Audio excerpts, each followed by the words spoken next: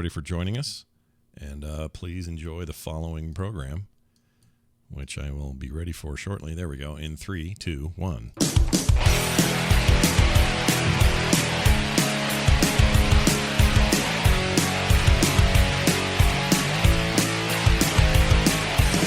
Hey, everybody. Welcome back to Core. This is the Core Podcast for Thursday, July 8th, 2021. Talking video games, the world of gaming, and much more. I'm here, Scott Johnson, of course, with Bo Schwartz and John Jagger, and we're about to give it to you.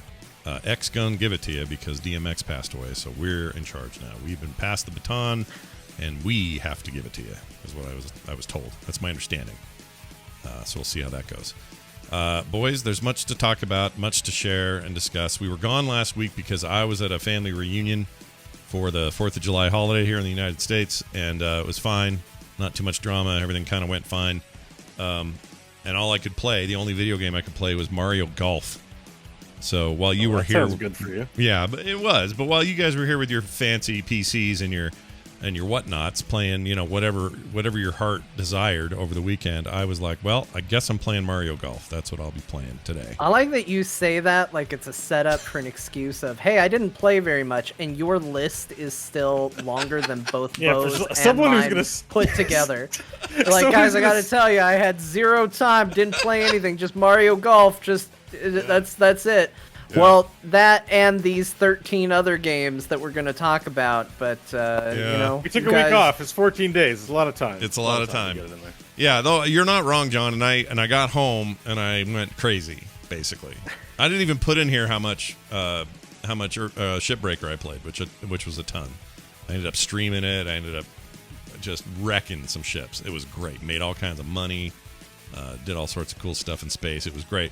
I didn't even put that on this list, so that tells you that I was really jonesing, and when I got home, boy, did Jones come to the party, or something like that. All right, let's do this.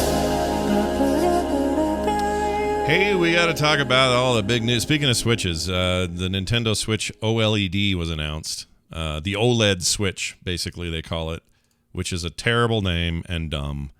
It makes me feel like old lady, like old lady, like old lady Switch. Yeah.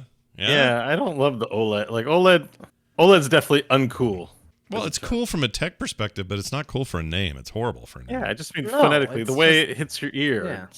It's like OLED. Yeah, I don't like it. Just there's no creativity behind it. It's like, what is it called? The Switch OLED. What's the new feature about it? It's an OLED screen. It's got an OLED screen, yeah. So that's what we got. Yeah. It's just no originality whatsoever to it. I've already seen the joke going around Twitter, the Nintendo Switch CRT, where it's just this big old fat thing and a big rounded screen on it, and that's pretty good. Yeah. But I don't know, it's fine. No, it's fine. If you're going to buy a Switch it comes in two colors, Scott. Yeah. What is OLED exactly? OLED stands for, well, I know the LED is... It's OLED. Hold on. Oh. Gosh dang it, OLED. What? I know this, and it's just leaving me brain. Here it is. Oxidized. Close. Organic light-emitting diode or organic LED. So here's the big takeaway. I mean, it's not a colorful booger. It's not a lot. Like a colorful booger.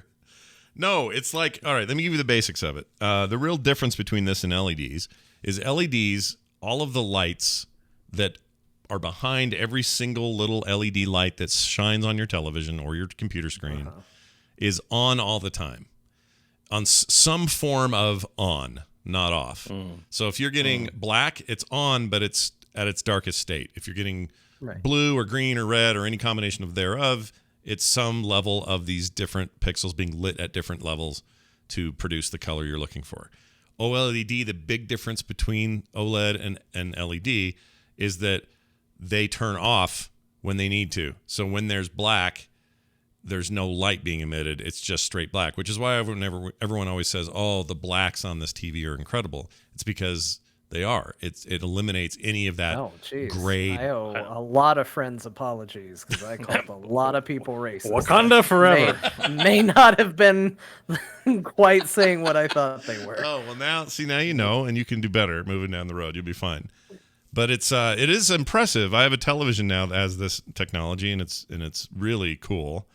The downside, and the reason you don't see this in PC monitors very much, everyone always asks, why aren't there more LED computer monitors? And it's a simple answer.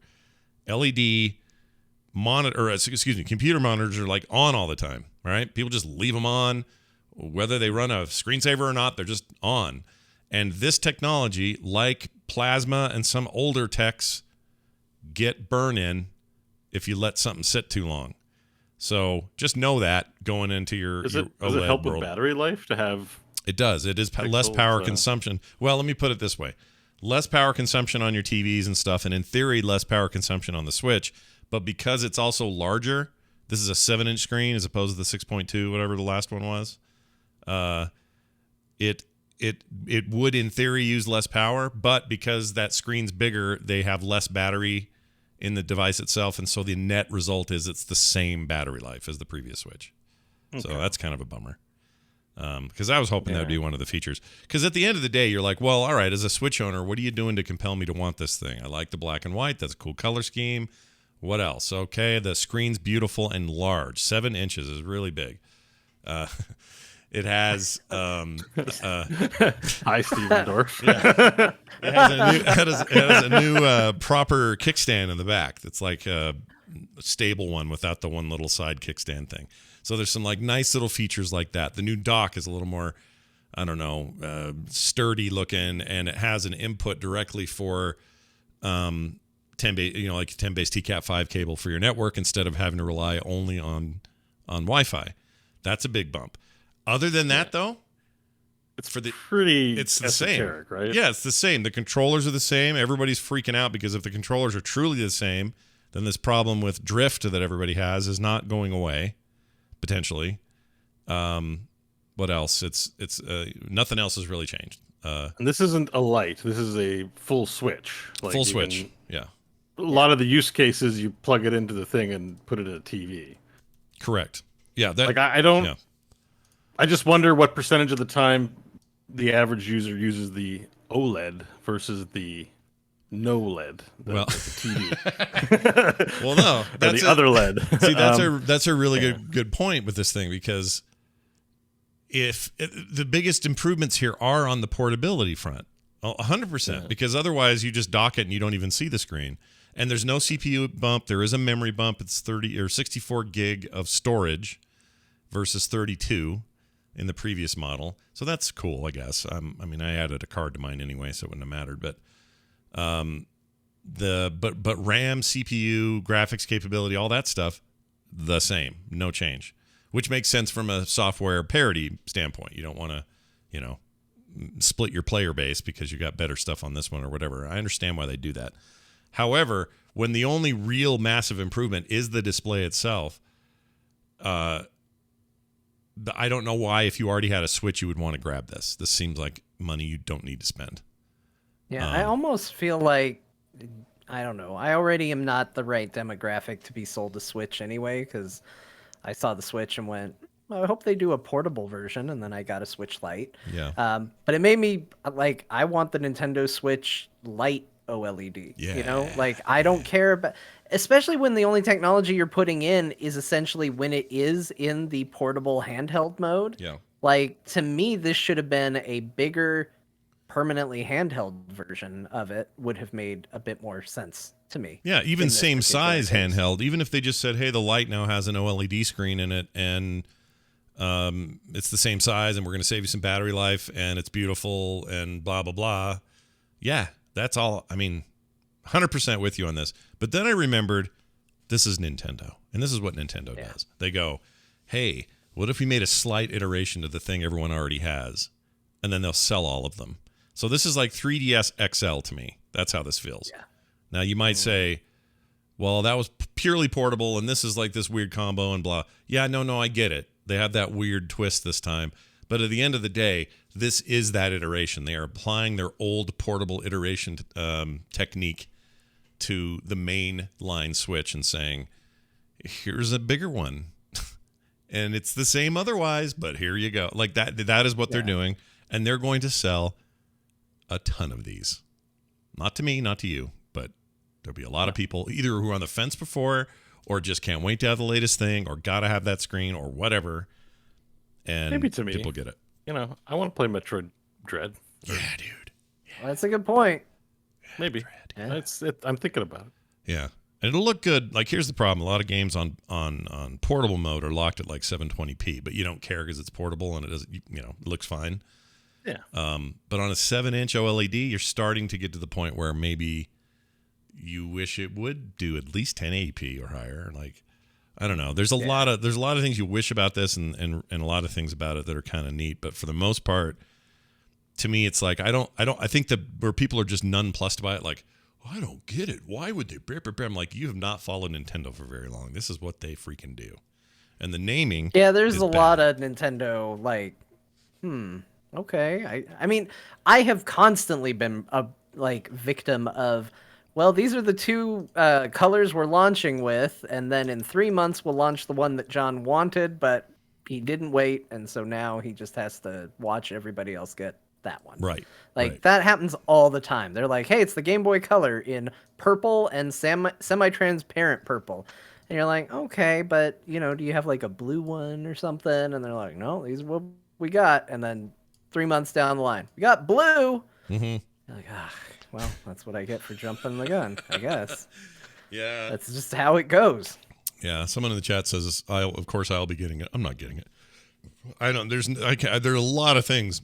Excuse me, I could spend $350 on that I feel like would be a good addition to my gaming life, and I don't think this is it. If this was like, it's a double the CPU and everything runs at 4K, or some other reason to step up, great. But I already have a Switch Lite, and that's as portable as I want to get, and I think I'm good.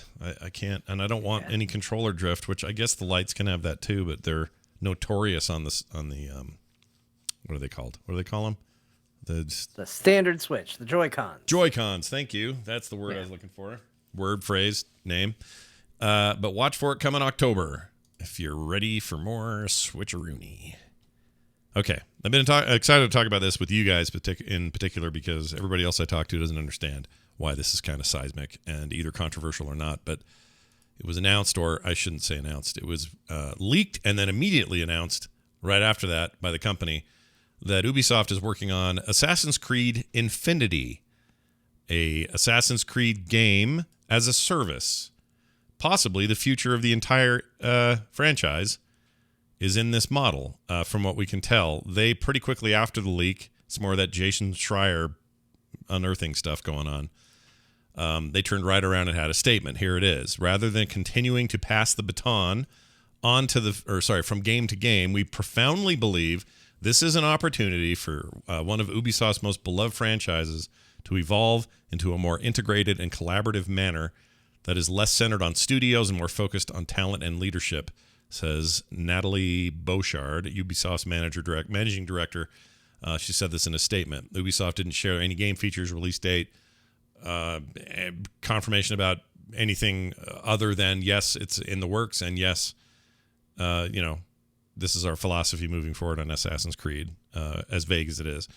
So let's just, in our own little fun imaginations, talk about this for a second. Assassin's Creed as a big, potentially multiverse connected game as a service. And when I say that, I don't know, what are our examples? Destiny 2, Apex Legends, Fortnite. These are all shooters, but think that maybe this would be more appropriate to compare it to something like Anthem if Anthem hadn't crapped out and been terrible. Sure. But something that's a little less shootery. Although that game was very shootery, I can't think of it. Maybe it's closer to an MMO in a way. It's when there's more assassins than there are people to kill. I don't know. it's an elusive order of 72,000 people running around all at once. Yeah, I didn't think of that until you just said that. I mean, Please wait for your assassination target to spawn, and then 8 people just dive on him and stab him all at the same time. Yep, ganking. Sorry, Bo, what were you gonna say? Oh, pretty much the same thing. Oh, it just. I guess I would say is we haven't seen what the idea is yet. It may be a good idea that we haven't thought of, but I groaned. I was face palming this whole time. Really? Really? Yeah, I was like this. I try to be because they could just make another game. Why does it have to be Assassin's Creed? Well, we have to leverage brand value and then do online stuff and make sure there's microtransactions and a battle pass and whatever else. Yeah, it's they make beautiful open worlds. I mean, I really liked Vikings, and if they want to like be super historically accurate, like they can do that too. But like if anything, when I played Assassin's Creed Valhalla. I mean, it didn't feel like an Assassin's Creed game. It felt like a Viking simulator. Like, and maybe I didn't play far enough to get to the really mystical stuff, but I enjoyed it just fine as a Viking simulator. Like, I'm confused about the need to do like, what's the great idea? Well, right? if anything, okay. So here's my prediction, and if my prediction's wrong, then everybody can tar and feather me. Whatever I got to do, I don't care. But here's my take. They build a game that has persistent world stuff going on, instance sort of content, as well as a ton of solo stuff. Think maybe Fallout 76, but not bad at launch. That hopefully, maybe it will be bad at launch. I don't know. But that kind of thing. So do stuff by yourself, do stuff with your friends, some kind of hometown, home base, something that you got to build up over time or whatever. Again, I'm very Fallout 76 is the way this is feeling to me. And it will be free to play, but have a ton of cosmetic stuff to buy, and that's primarily how they'll make their money. I don't think it'll be a battle pass or any kind of PvP. I think it's mostly PvE driven, and there'll be like cross group raids and all this sort of stuff in a world like that. But it won't be set on one world. You will have Ezio's world, and you'll have Valhalla's world, and you'll have Origin's world, and then perhaps more, but these historically accurate places that they're very good at making, that are at the core of the series, and they'll be kind of multiversed somehow, and it will actually tie more back into that Animus stuff than the games do currently. Now, that's not why Yeah, go ahead. You're like in Warframe, you have your personal ship, your Lotus, and then you fly to the different planets. In this game, perhaps you're in Animus land. Right.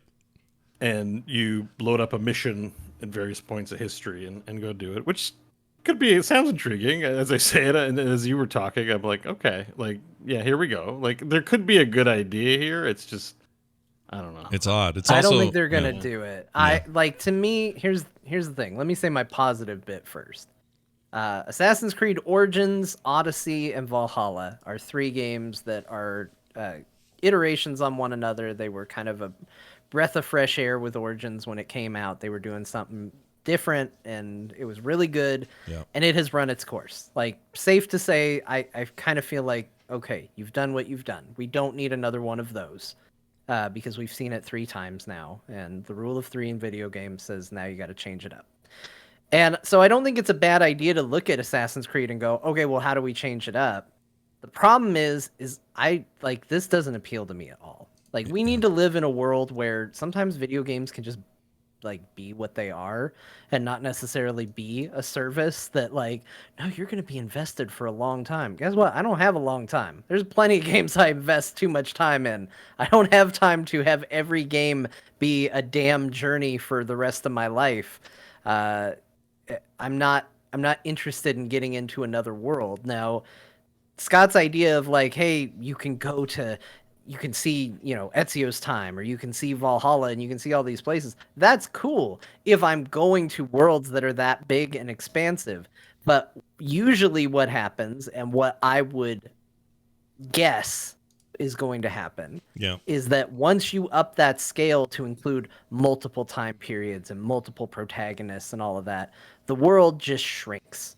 And it's not like, oh, you're exploring all of the Greek islands on a ship sailing around, and you can go to all of them and there's all this content there. It's no, you can go to ancient Greece, one island, check it out, and then that's your Greek adventure, and then you come back. Like, it shrinks it all down, and that might be okay, but it's just also that's not what I'm interested in Assassin's Creed. I'd rather them drop the future stuff because they've bungled that so bad. There's just no real point in it even being there. It could have been cool. I still maintain the future story could have been cool, but it's just been it hasn't been. It has, and they should just release it as Assassin's Creed is like the title of these period piece adventures with like slight fantastical elements to it, and it's like an anthology series. Right.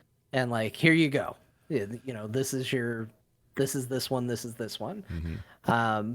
I don't know. This doesn't appeal to me. I don't find this interesting. I don't need more games like this. Like, this is copying what is popular at the time.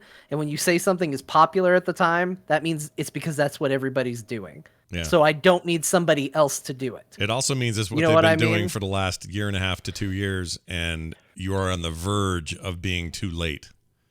Yeah. I do have that feeling. Like, this does feel like, oh, games as a service, eh? You're just getting into that now, are you, Ubisoft? And whenever companies known for big, epic, single-player focused content, I'm looking at EA and BioWare, for example, the minute they start talking about making stuff for the player bases, they would like to have more of the... Like, when they start doing that, I go, oh, shit. I'm never going to get a proper... I don't know, Dragon Age again. But maybe we will now because, again, they're coming back on the other side of all that mess. Like, they've learned some of those lessons, I hope, moving forward with things like BioWare. And, it applies to Blizzard. It applies to all the big guys. Like, they all got a taste for that and went, ooh, we want some of that. And there are definitely examples of where that's working. But chasing that instead of chasing some other vision doesn't always get you where you want to go. The problem is the money target is gigantic. And they want it. They want that Fortnite money, baby. That's what they want. Games as a service is a huge moneymaker. But games come all the time that look like they could maybe pretend to the crown, and then they poop out. Avengers, perfect example. Should have been great. Yeah. Isn't. Anthem, should have been great. Is not. Like, what are you going to do? And you have, like, you've said this before, John, I think. You've got a window of, like, a very small window of hype to release, and then that release to about a month. And if you don't have it all set and ready to roll in that month, if things aren't working as intended and aren't blowing people's minds, you have lost them. They're gone. They will move on to whatever else is next. So, I kind of feel the same as you.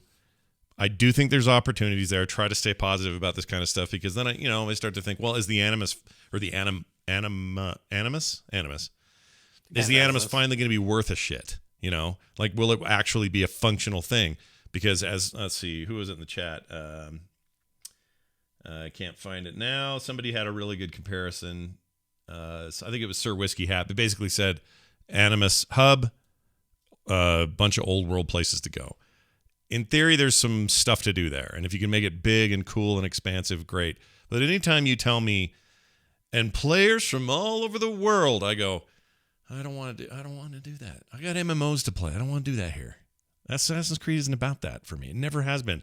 I like their weird little their competitive game they had in Brotherhood. That was fun. For the 2-3 games they put that in. Is basically Among Us, but with better graphics back then. And I would play one of those again. I would love that. But this game strikes me as one of those where I'm going to have a bunch of single player content to do, and it's going to feel like an open world, but it might feel a little less than because the time isn't being spent on it. They're going to spend their time instead on these high gear raid kind of encounters, which will be, hey, what if Ezio, dude from Valhalla, and Lady Pants from the Greek one all came together and had to fight a giant something or other, and all the players get to go raid with them and take down the big monster. I mean, if it's the fantasy model, or sorry, the what am I trying to say? The Destiny 2 model. That's exactly what this is going to be.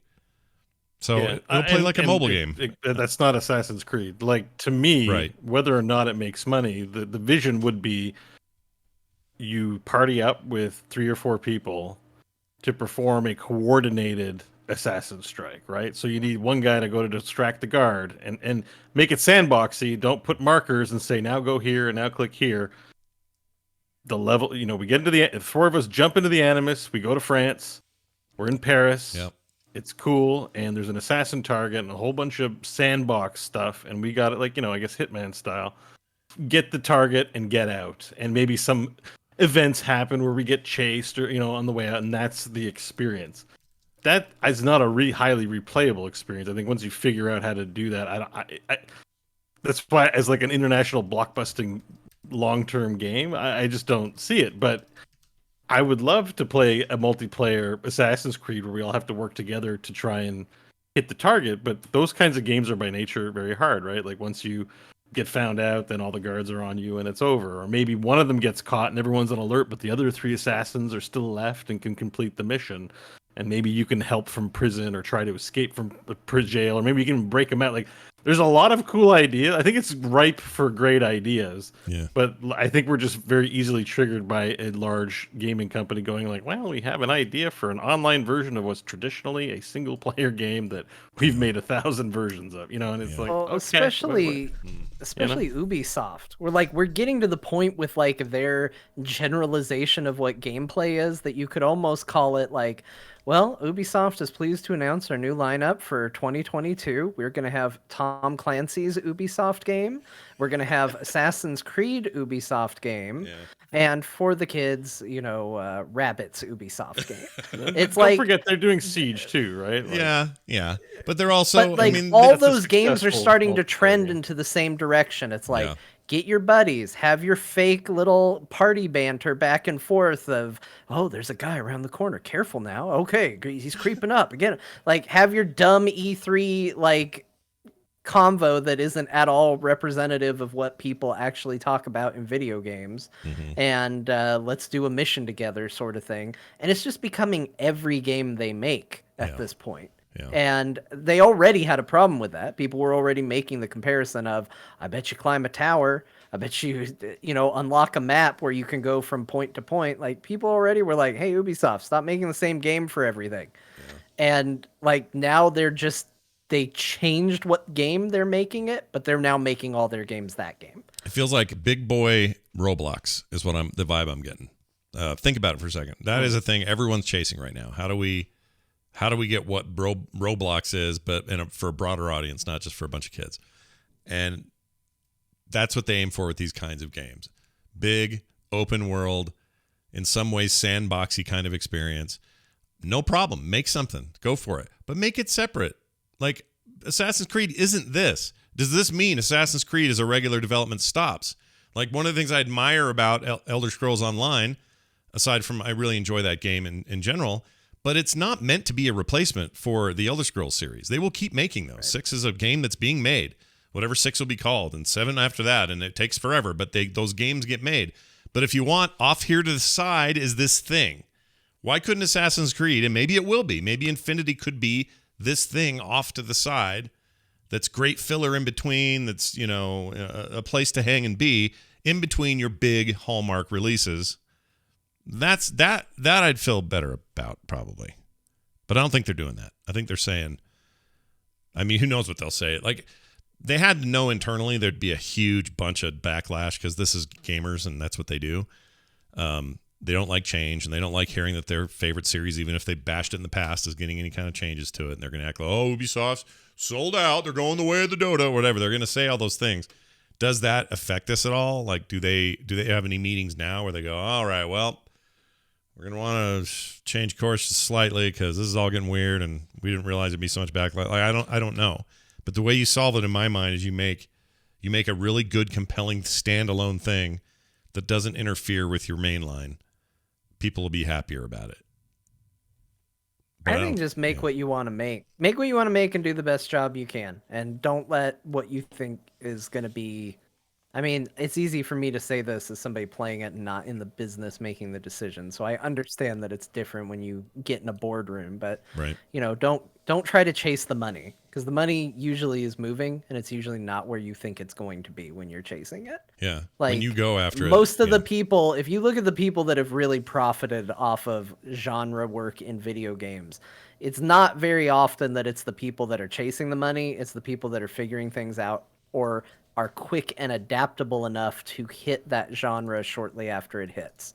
Yeah. Whether that's PlayerUnknown's Battlegrounds, or Fortnite coming right after it. You have to be able to be dynamic if you want to chase that interest. You got to be fast. Yeah. I still stand by the fact that Heroes of the Storm is the best MOBA that exists out there, but it was really late to the party, Yeah. and it was not marketed properly, and 100 other little problems, and it's not number one, despite the fact that I think hands down easily the best. Oh yeah, by far. We've talked about that all the time on this show, but it's another good example of chasing things just a little bit too late. And how much room is there for 3 or 4 of these? How many more Fortnites can the world handle? Not many, honestly.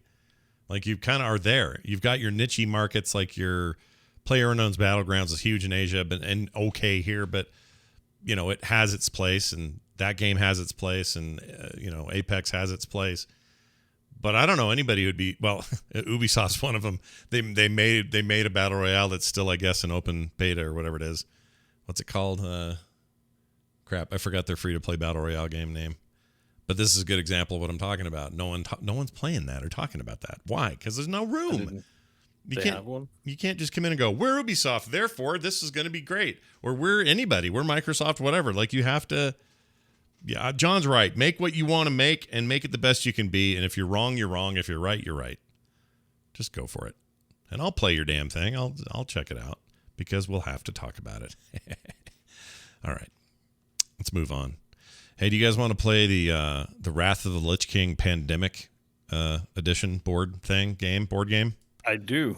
Yeah? What do you think of this? This came out of nowhere. Have you played Pandemic before?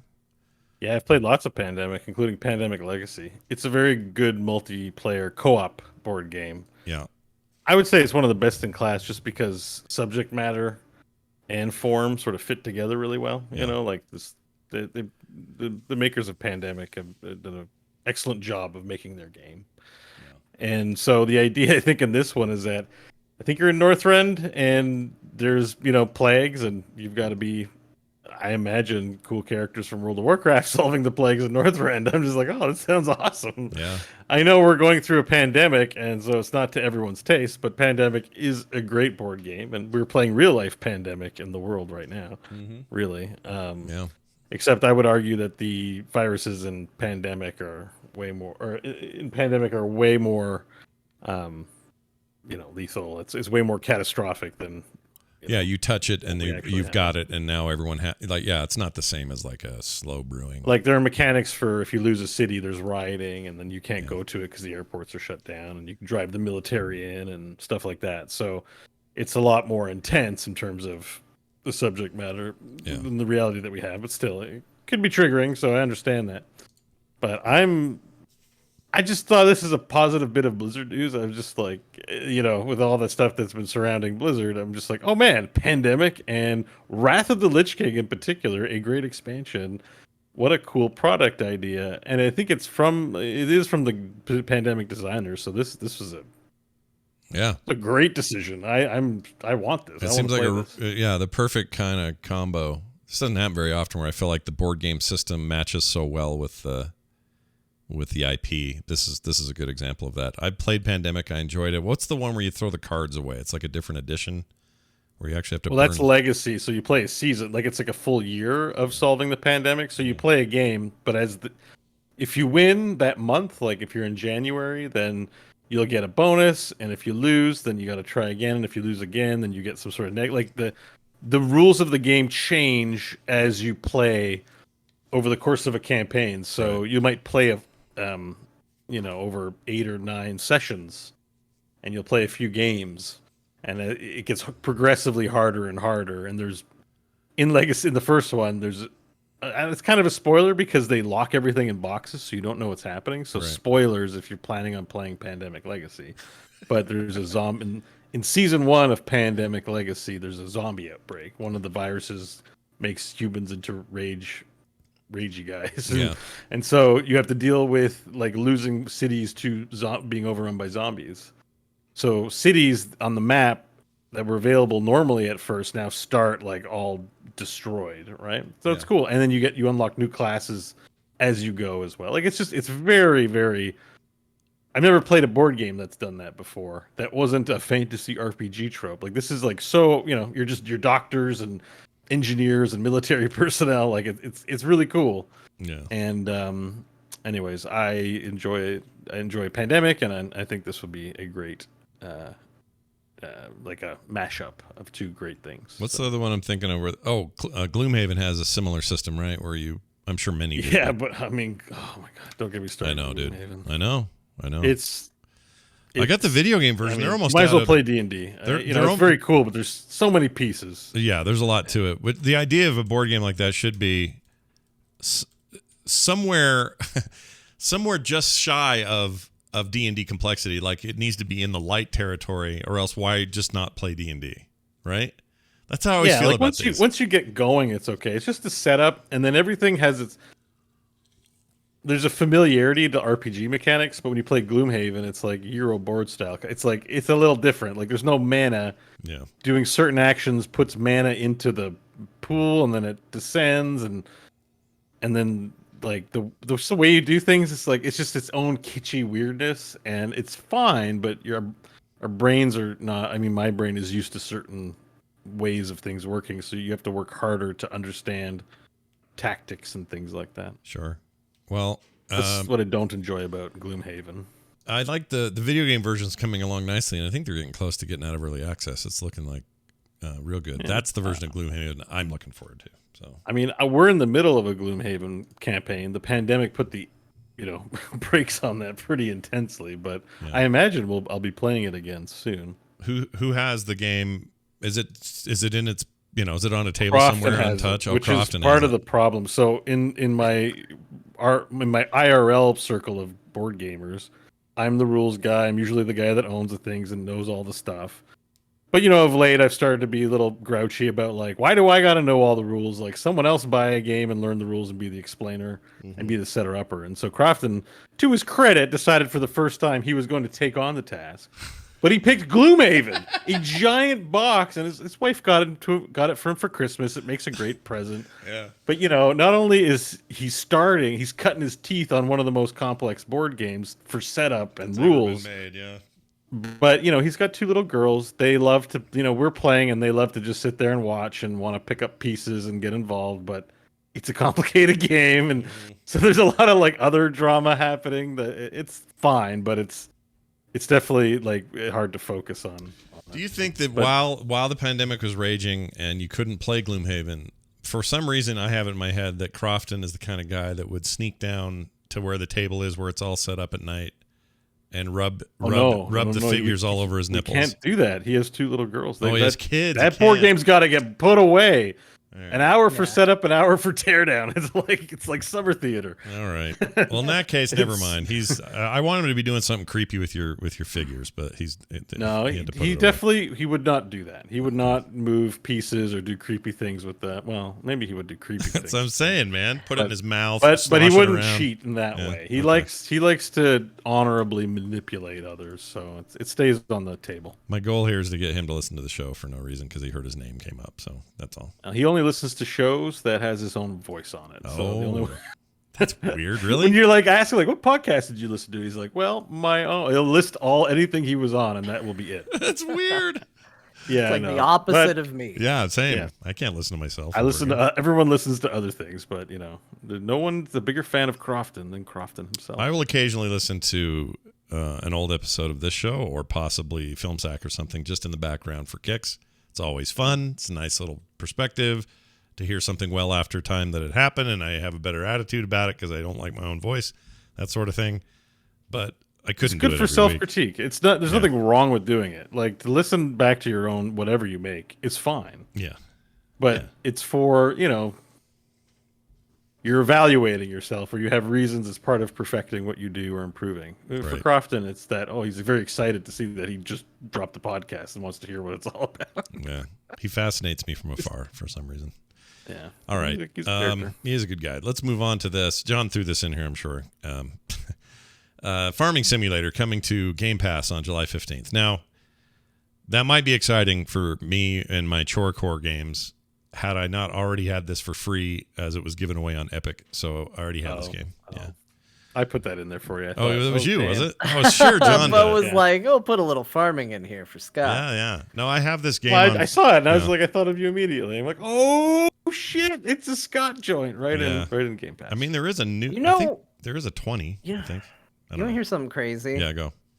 You know who is like Farming Simulator, who that's really popular with? The kids here. Oh, really? Like, my kids are like, Farming Simulator, we gotta get it. Like, it's all about mods. Like, none of them want to do like any sort of farming. They want like that's not the interest at all. They want a Thomas tank engine in the front of their tractor or something like that. They just want to download mods and put cars on railroad tracks and then get on the train and make that run into the car, which doesn't do anything interesting because it's a simulation game, like, but not in like a real world sense. It just pushes the little truck out of the way and then they scream, and you know that's exciting. But like, yeah, I was like, who is this popular with? And then they joined my household, and I was like, oh. That's who it's popular with. Again, it's the Roblox generation, man. They just want weird combos and stuff to happen that's not part of the core game. And maybe that's the future. Maybe the future is less structure, where you and I like to have quests and told where to go and what to do and come back and get my reward. Their future is just chaos. You know, just video games that are all just modded to the hilt, and that's the point. I don't know. That's interesting, though. I thought about streaming some of that. I'm actually kind of bad at Farming Simulator, to be honest. It's a little too. I wish it was a little less. The positive things we were saying about House Flipper, I wish were true of Farming Simulator, because House Flipper gives you the feeling that you're doing like just work, but it's rewarding weirdly, and you can kind of see under the hood why. There's shortening of tasks or things that you would normally be very tedious. They don't make very tedious. By default, and so it just feels like the mechanics are satisfying. In Farm Simulator, I feel like I really need to freaking farm, and I don't really want to do that. I just want to put shit in the ground, have it grow, pull it out, make a ton of money from it, and do it again. That's why I like that Farm Together game, because that game's a big cartoony take, and you go put stuff in, water it, and come back and get it later, and it's great. Just like you're saying, it leans a little too hard on the simulator side of things. Yes. Yeah. And I think that's an important thing to say, because everybody who thinks I'm super into Chorecore, I am, but I like when it doesn't. I don't. The point of it for me is never to lean too into the realism. It's to lean into. I don't know. It's world building that I like. Like Flight Simulator's still a thing. I mean, I want to fly. I want to play Wing Commander. I don't need to know what all the dials do. I just want them to flash. Yeah.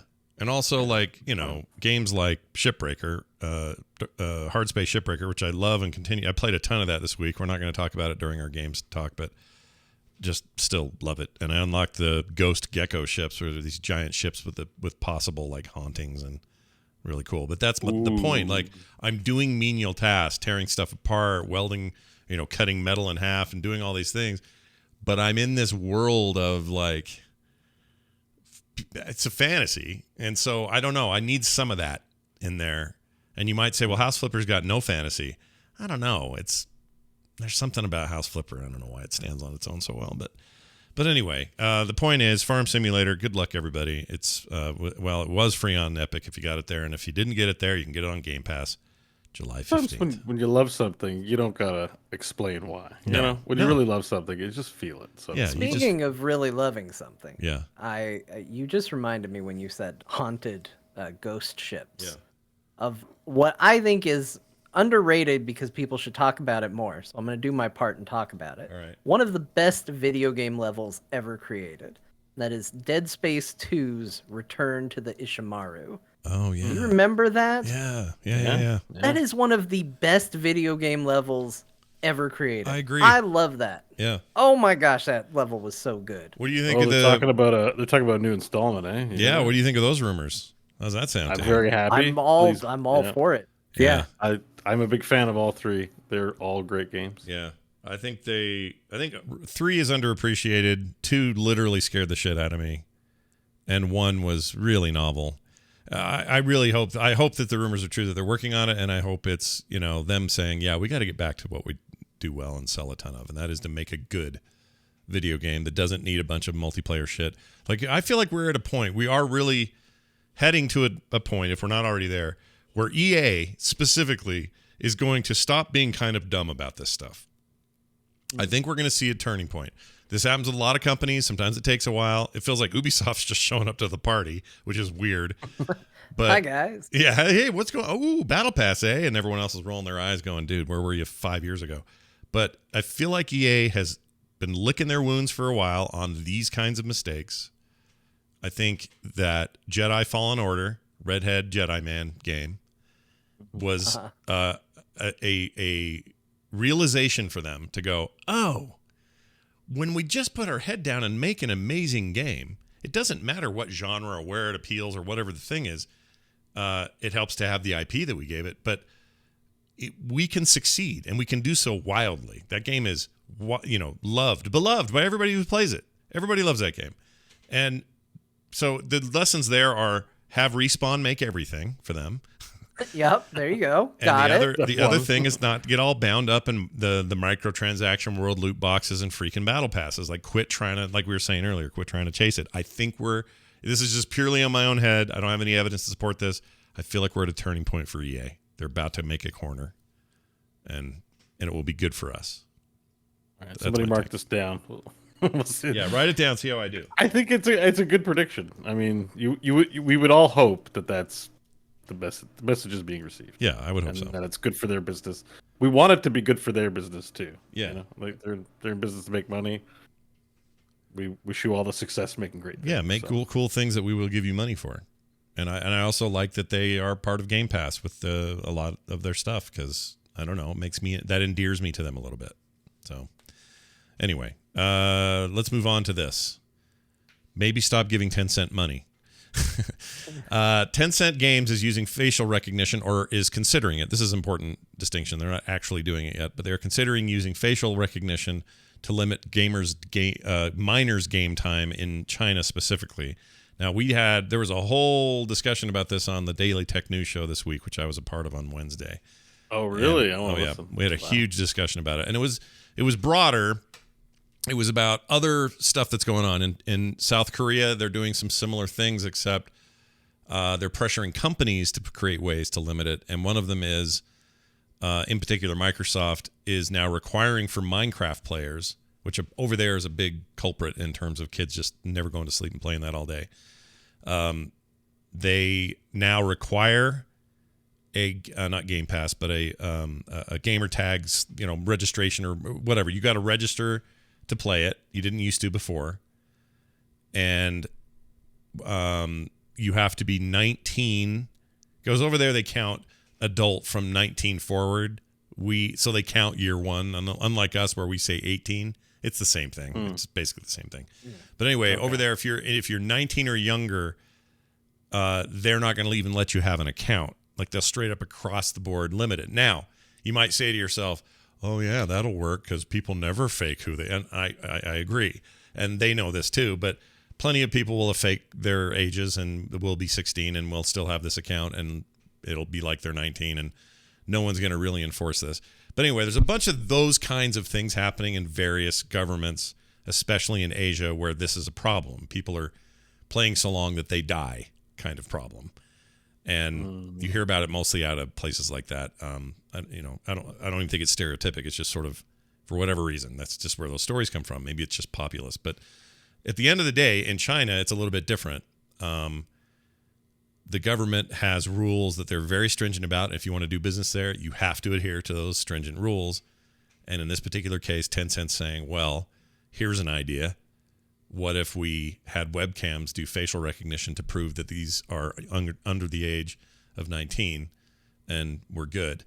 And my guess is the Chinese government would probably embrace that idea and think that's cool. I think it's a terrible idea. But I've tried to kind of back my camera out and look at it from a sort of multicultural perspective. Over here, it would never happen. Like, not even close. The closest we have is, are you over 13 on a Steam page where you can lie and say you're a 100-year-old man. That's as close as we've got to age verification in this country. Close as we got today, but it opens the door. Like, and there's no kind of stopping technology. So really it's like, you know what I mean? Like, if one country does it, it becomes cheaply available.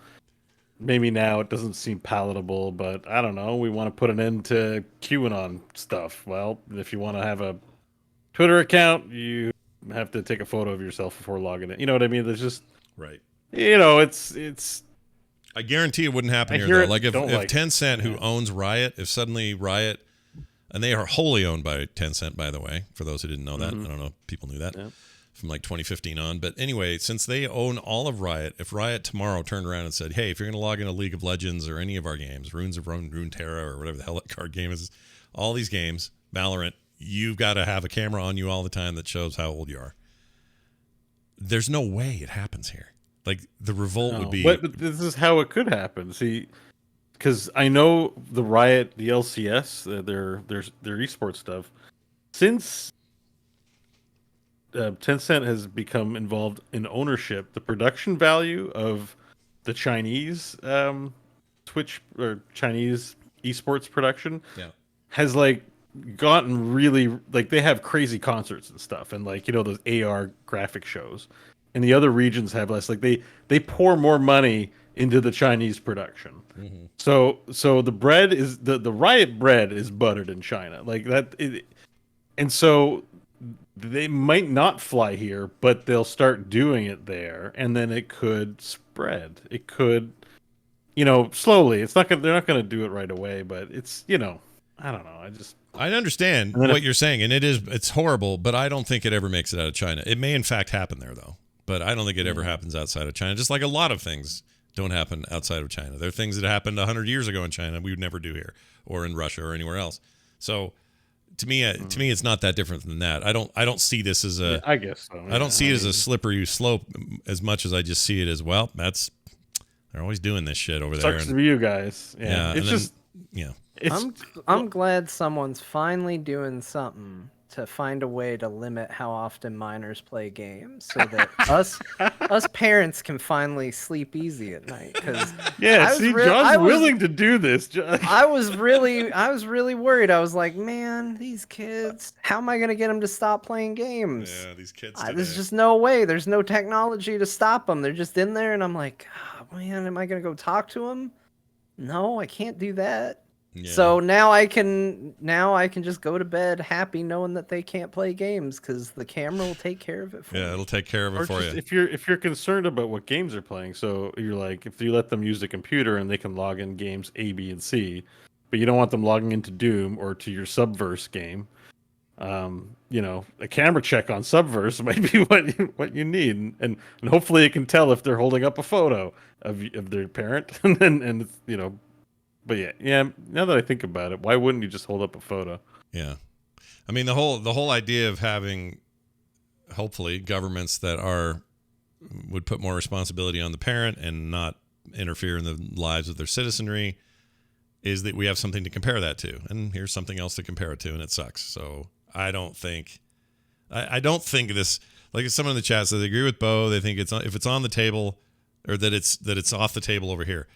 There's no way it happens here. Not a chance. I mean, if you want to get all fear-mongery and conspiratorial, I'm not saying Bo's doing that, but if you want to go that direction, you can. But then you could apply that to anything. Forget about games. There's a million things in your lives that you don't even know that happen in other countries that are never going to happen here. But you can get into the brain space where you think it is. It wouldn't be forced here. Like, if, you know, assuming there's no change to the way government runs, we're still democracy in 100 years.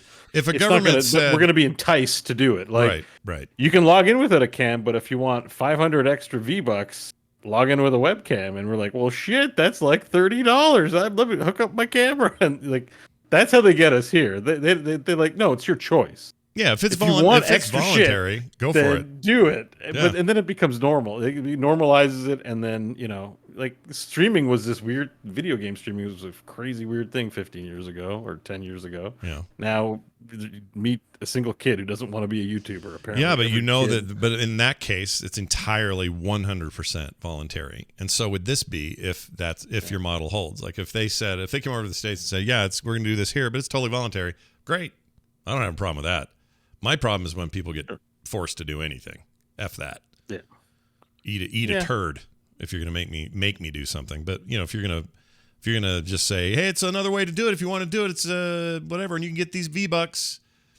Whatever. You can't stop that. Russia. I think everyone that used the Face app, like, Russia has all our photo information now. That's something as well. Yeah. Know, so. Yeah. Yeah, just send it over. We're cool with it, and it's our choice. So. Yeah. Well, I mean that. I don't know. I just don't. I get where you're coming from. I'm not actually. Chafes me. I don't like it either. Like I would hate.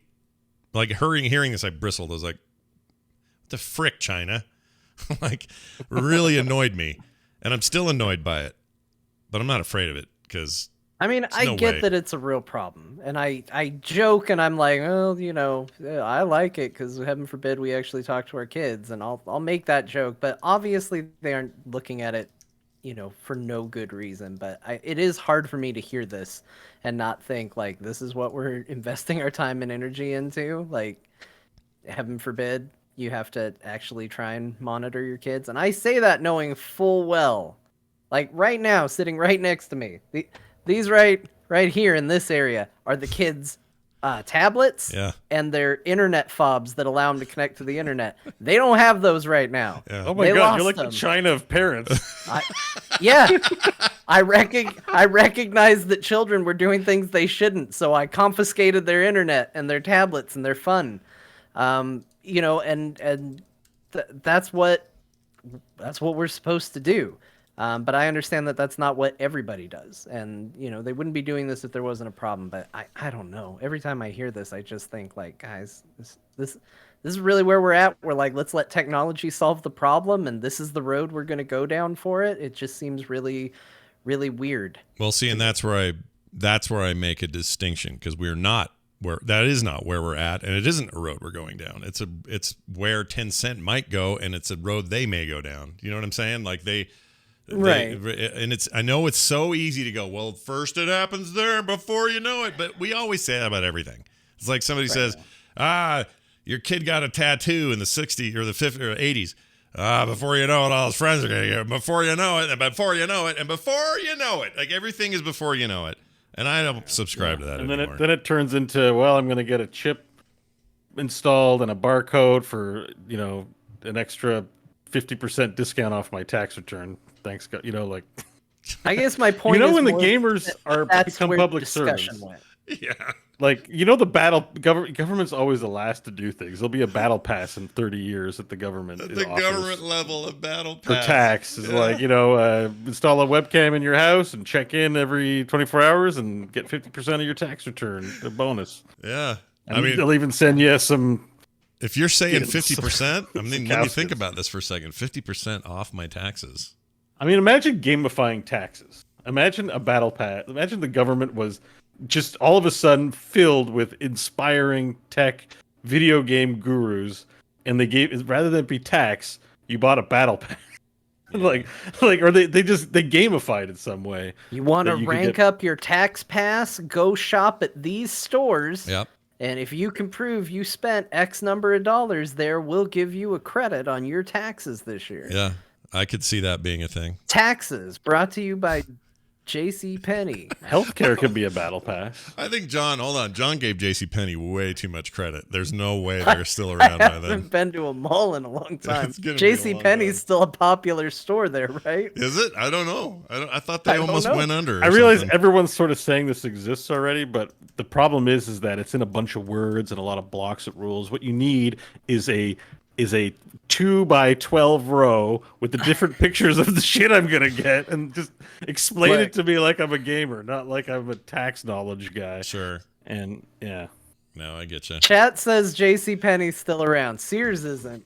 Okay, here's why it is though. So JCPenney was on the edge. I knew I'd remember some story about this. They were on the thread of life, almost gone.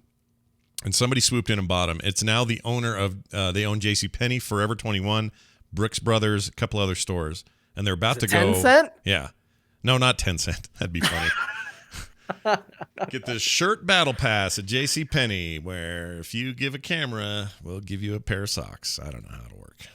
Anyway, it's an interesting topic. If you've got thoughts, feelings, or discussion points you'd like us to further discuss this about, send us an email. talktothecore@gmail.com. Bo, good news for you. You're a Doom fan. You like the Doom. Actually, I have two bits of good news for you today, because later I played a game that is the most Doom-like ass thing I've played in a long time, and I loved it. I can't wait to talk about it. I liked what I saw. But before that, Doom Eternal, their invasion mode got canceled. That whole talk of an invasion mode It's off the table. Instead, they're getting a horde mode. How do you feel about horde mode? Invasion was the least interesting thing about the Doom Eternal, announcement. And people can invade. You're like, okay, cool. Yeah. Horde mode makes sense. The Slayer rooms are basically horde mode single player. So if they're gonna do multiplayer horde mode, like, yes, the game is action battle chess. It's designed to throw waves and waves of monsters at you. Let me do it with friends. Yeah. Duh. What was this? Did you only thought of this now? But anyways, it would probably get me to dust off my Doom Eternal and play. I'd play with you guys if there was horde mode. Yeah, that sounds all right. Oh man, we'd be listening to your screams. Oh man, it's good. Yeah, I want to do this. Yeah. You guys ready for that? The game is intense. Like, sometimes I have to put it down. I'm like, my heart is beating too fast. I can feel my blood circulating everywhere in my body. It's very intense in terms of its demand on your brain and twitchy things. It's so funny because you were talking about your heart rate goes up. I had a doctor's appointment today. It's a long story, but I've got some elevated blood pressure due to another thing that I'm doing, and so we're just working on it. It's nothing dire, but as a result, she says, is there anything that's changed? They're just asking all the standard questions. Anything else change, your diet or anything else that may have contributed to this? And for a hot second, I thought about telling them about Proteus that I play on Game Pass. Because I'm pretty sure. I've been looking into this. Yeah, I almost did. I almost said, well, have you heard of Proteus? It's in kind of early access release on Game Pass. Anyways, it's a lot like Doom, super cool, really animated and awesome. And maybe that's I almost said it. I didn't do it. Yeah, no, I just don't. I think what would be embarrassing is Doctor probably wouldn't find it that credible unless they were a gamer and knew stuff about it. But the amount of juice that your brain needs for the reaction time, and you're thinking, like, I've been really noticing it lately. Like, as I hit my 40s and I'm trying to still play Heroes like I'm in my 30s, I definitely get like kind of this like, oh shit, this is too much. And not like I'm overwhelmed, but like I can feel my body. I mean, I also kind of cut down on sugar and caffeine, so it might just be that my resting heart rate is actually lower than it was, and I'm less used to it. But like, I've definitely been feeling more and more when I play high intensity games that my body is, it's an engine running harder, and I'm like, yes, gaming can do that to you. Your brain's needs more fuel. Your heart has to distribute it around your body. It could be. I have a story about that this week. Oh, yeah? We'll get to it. What happened? Yeah. We'll get to it. Oh, we'll get to it. All right. We'll get to it in the what I've been playing. Oh, I was hoping it was your I was hoping it was your Dear Martha Steam review, but okay. Dear Martha. Dear Martha, my heart rate is very high. This game is very good. There you go. All right. So that's the thing. Watch for that coming soon. And then a final wave goodbye to a game that barely arrived and is now going away. Magic Legends. So Magic the Gathering was getting its own action RPG, and it was in it's such a cool idea. Like, it's sad because very sad. It's such a cool idea, but it's again going back to what we talked about. It just needs. They half-assed it. Come on. Yeah, you need to just be dedicated to the idea. Yeah. It wasn't the ideas. Like, the art was great. Like, so much great art in the cards, and they had cool ideas with the the way the planeswalkers looked and stuff. But it controlled like junk. It was like absolute terrible. Junk. It was terrible. Remember how excited we were, and we both downloaded it, and we're like, yeah, here we go. It's early, it's beta, but who cares? We're in on this. This could be the next great action RPG. Oh my gosh, no. It was a poopy. Is what that game was. Yeah, and it's just annoying because they, I guess I don't know why I'd expect a company that sells games to behave any different. But like, I watched all of their live streams, not live, but they put them up on YouTube after. Yeah, and they were all like, "It's so exciting when I play this card, and then I do this. It's an amazing game." And I'm like, you have to be credible. Like, you were not. You stood up there and said the game was great. I know you went after this now and went to play Diablo 3 and went, man, I wish the game I worked on played like this, or what. Like, it was just bad. Yeah, it was really bad. So it's stuff like this that makes me not have votes of confidence for companies saying how great their stuff is. Yeah, you gotta, I don't know. But to their credit, they offered full refunds to anyone who bought anything, which they didn't have to do probably further to their EULA. Although maybe they're avoiding a lot of Litigiousness. Rebecca Litigian. Yeah, but that's the one. Maybe, but, like, a lot of litigation. Yeah. I guess I don't know what that looks like if people actually sue for stuff like also, that. how much stuff could people have bought? You know what I mean? Like it. I was on the Reddit. There's some people that like, how many did this loot box have to buy? They had an ultra rare planeswalker that was Simic. It was black and blue, and it was apparently a very rare drop. And people, there's Magic's a huge brand. Like Magic's the kind of brand you expect someone to be like, oh, a new Magic product. Here's $500. No, that's a good point. I didn't think of it that way. You probably, it's probably, they probably, if I had to guess, there's something in the close to $100,000 worth of stuff they probably had to turn back. Not looking good for Wizards, man. Big Magic Legends release, Dark Alliance, like, yeah, not the Wizards best. Gives me fits. They got good IPs and they do good things, but man, their gaming history, holy smoke! It's just spotty. It's like Warhammer a little. Like them, it's so spotty. When you find a gem, it's amazing. I think on average, Warhammer does better than Wizards in the gaming front, at least these days. Maybe back in the golden era of CRPGs, that was a little different. Yeah. But the problem is that Warhammer's like, hey, every 10 seconds another Warhammer game comes out, and you only hear about the good ones, and the bad ones you don't. But Wizards releases like they're a prestige gaming house, and then so when it doesn't do well, you're like, wait, we waited for this. This is what we're getting. Like, they have a hit rate that would suggest they put out as many games as Warhammer does. Yeah, and I would agree with not quite pulling it off. Sidian in the chat says when the Warhammer hits, it hits hard. I agree. It's good. Like yeah, it's a good property, but they make a shitload of those games. And they do not have the most standout titles. Yeah. No, you're right. They make them all the time. And aren't you glad I love all of them and will play them at least once to see if they're any good before I think I only know about them because Scott plays them. Yeah. The only would have heard problem of Warhammer Necrobunga Necrobunga. I have no idea which game is which. When Scott comes back and he's like, guys, I got to tell you, there's finally a good Warhammer game. I played Warhammer in Justicar, and it was really great. And I'm like, what is it? Is that the one that's like chess? Is that the one that's a third person? They need to make a house flipper. Warhammer 40K, like Ship Ripper. Yeah. No, shut up, dude. I would kill for a mod. Maybe that'll happen after release, but I'd like a workshop mod where they let me tear apart like a, even just a miniaturized looking Warhammer 40K like capital ship. Oh my gosh. Oh, that would be so cool. That would be a great shipbreak. Warhammer 40K shipbreaker. That'd be amazing. All right. Well, so sorry to see you go, Legends. You had some potential on paper. Your execution was horrendous. You learned you figured that out on your own, obviously, and you canceled your game before it even got out of beta. And they did a good thing, though. I think overall they should be just applauded for saying, "Yep, it's time to cancel it, and here's your money back." It's weird. It's weird because it's removed completely from the Epic Store's storefront, obviously, but it's still in my downloads.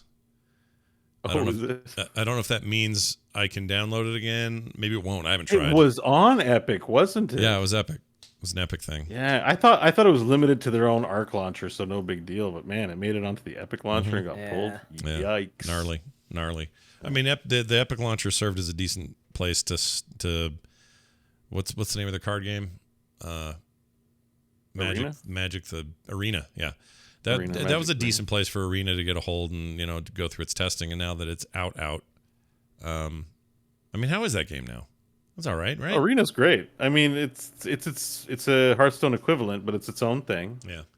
And I think as hardcore Magic players will tell you, you want to play Mitgo, Magic the Gathering, online and not Arena, because that's more dedicated to an accurate game and it contains all the cards from the full 20 or 30 years of history, where Arena is more of a casual. It's still Magic-ass Magic. It's still the card game and all the rules, but it's just, I think there's some Magic snobs that might look down at it as a casual alternative to, a more hardcore experience. I think because Magic Online features a lot of the tournaments and stuff that registers you for actual pro play and stuff, like at least from what I remember. So still, it runs really great. It's a very slick program. Did I imagine it? I swear I imagined this. They announced a Magic the Gathering anime series coming to one of the streaming services, and now I can't find it. And it was the Russo brothers that were going to direct it. Oh, that's it. Okay, I didn't imagine it then. I actually look forward to that, dude. People listening don't know that's the Captain America Infinity War directors. Yeah. And Avengers Infinity War. Yeah. They're awesome. Russos are great. Nothing wrong with They're like, well, now we're going to make Magic the Gathering stuff. I'd be fine with that. They're doing other stuff too. They did that movie with the Spider-Man kid in it on Apple TV Plus. I mean, they were instrumental in Community. If you like the Community TV show, they were huge on Community. Yeah, great, tons of those episodes. Too. They also did that whole Arrested Development. Was it? They had a because they've been hiding Arrested Development Easter eggs in Marvel movies for a while now. That's right. I think that's so cool. They have Tobias in, I think it's Infinity War, and then they have the stair car in Civil War. Yeah, that sounds right. Oh yeah, here's where most of the cast of Community and Marvel movies as That's where actually they got started. Arrested Development. Okay, they did some work on a show called Lucky. Don't remember that. But then 03 to 05, Arrested Development, tons of episodes. I'm trying to see. And then Community in 09 through 2014. And you could always tell the ones where they were getting all actiony, like the paintball episodes and stuff. That was like, those were movies. And then, let's see, when did they get, when's the film happen? Hold on, here we go. Captain America Winter Soldier. I didn't know that. Did they direct that? Yeah, Winter Soldier, Civil War. Oh, right, duh. Winter Soldier, the best one. I was thinking the original one. Infinity War. Yeah. Winter Soldier's the best one. Then Civil War. They made your favorite Captain America movie. I know you love. Oh, I love Infinity, can't talk. I love Winter Soldier. I think it's still my favorite MCU movie. I think of all of them. Yeah, I love them. They're really good. But since then, they did that Extraction thing on Netflix with Chris Hemsworth. If you haven't seen that, badass. They wrote and produced it, but they didn't direct it. It's really good. Oh, I haven't seen Extraction. Yeah, you'd like it. Cherry, they directed. They're involved makes me really interested now because I looked at it as just an action movie on Netflix, big deal. No, it's cool. I think you'd really dig it. That's very good. And then they got this thing called The Gray Man they're working on, but their Wikipedia doesn't say anything about the anime, but I look forward to whatever the hell. Well, it was announced. I mean, who knows? It is Wizards. Yeah, it might not be happening anymore. That's true. That's true. All right. Well, it's time for everyone to sit back and enjoy a Dear Martha review from Steam. From the front of the Great War there on Steam, we get letters back, and this is no exception. So we're going to do this one. This is for Doki Doki Literature Club Plus. So good. Which I don't know what plus means. Plus. Well, I don't know. We can talk about that later. Game of the Year edition or whatever. Is that what it is? All right. Yeah, pretty much. It's that game John's been trying to get me to play for a couple of years now. But anyway. No, I told you shouldn't play it. Everybody else told you should. I thought you said to play it. Why am I thinking it was you? Nah, don't play it. Not you. Did you play it on stream, or is it even worse to play it on stream?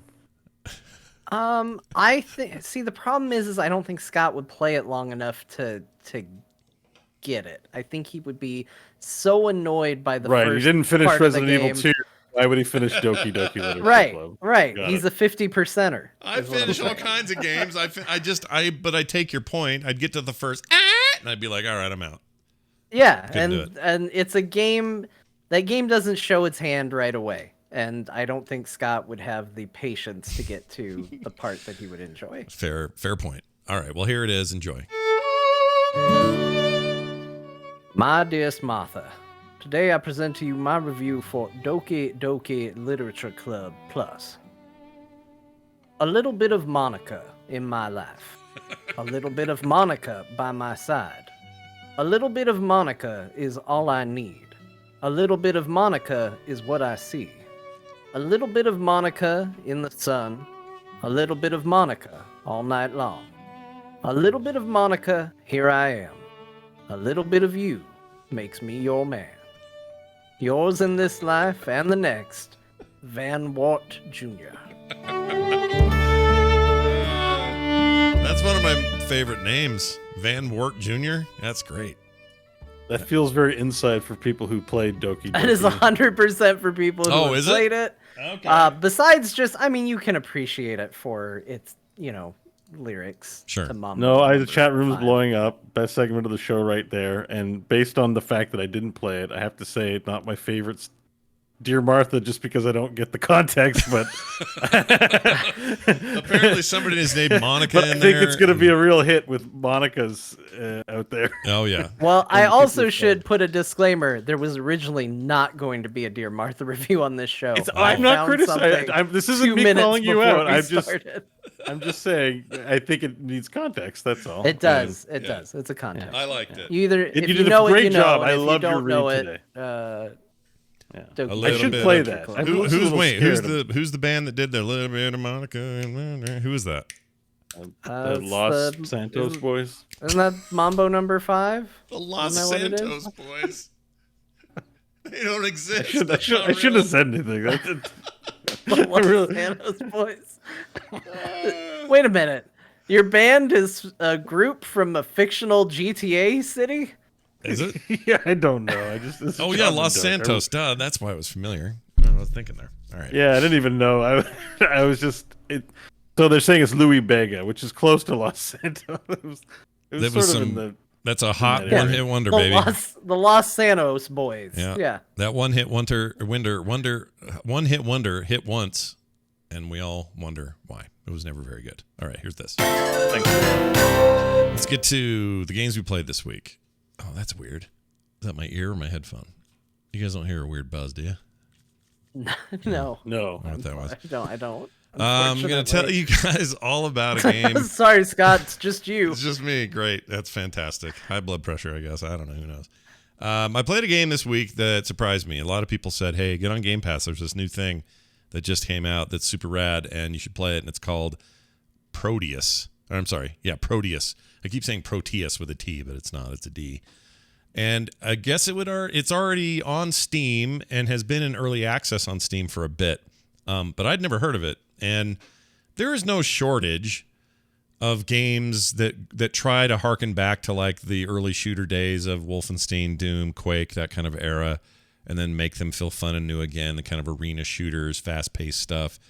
Get the blue key, open the door, go find the dude, whatever kind of experience. No shortage of those. However, I think I may have found the one that's better than anything I've played, and I'm going to say something controversial. I like this better than Doom Eternal. That's how much I like this. Would I say it's better than the 2016 Doom? Maybe not, but I would put it up there. And here's what you're going to get with it. It's this crazy combination of old school geometry and textures. So it very much looks like, Doom walls, and the characters are all the bad guys are sprites laying on the floor when you kill them, and sprites when they're fighting you. Or you can turn on a 3D mode where there are models, but I actually prefer the sprite mode.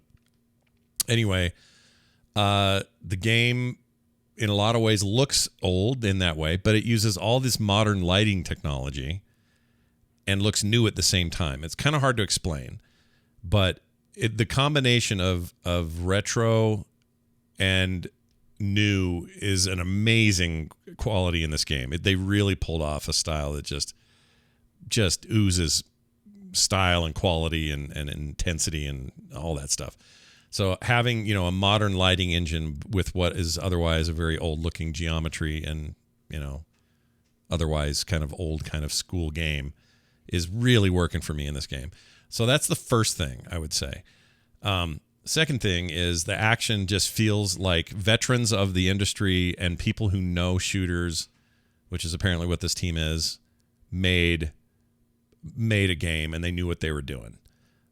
It feels so good. The blood gushing out of these guys when they get killed, they just spray the walls and paint everything. And again, that blood is pixelated, but it shines and it reacts to the lighting because, again, it's a modernized engine with these old techniques. And that marriage is just visceral. Right now, early in the game, you're just fists because you haven't got your first gun yet. But eventually you get your gun. Even the fists are like lit, but they're and have highlighting and like ray tracing on them and stuff, but the guns and the hands and all that are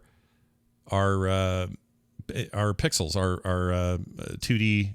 What am I trying to say? Sprites. They look like sprites. Yeah, they're sprites.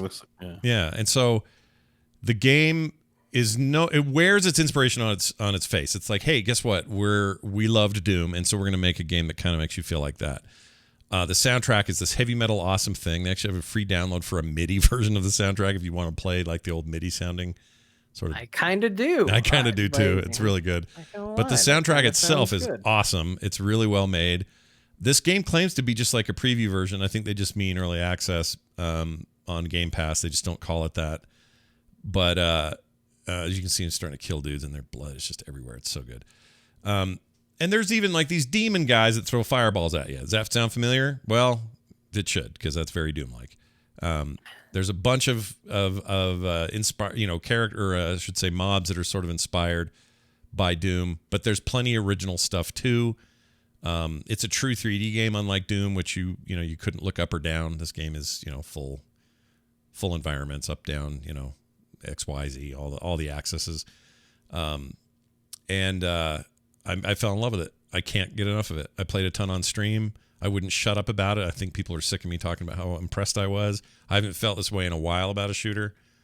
And it's just the perfect mix of immediately familiar old school gameplay, but presenting it in a way that feels new and unique. And I don't even know what else to say. I love it. I'm totally in love with it.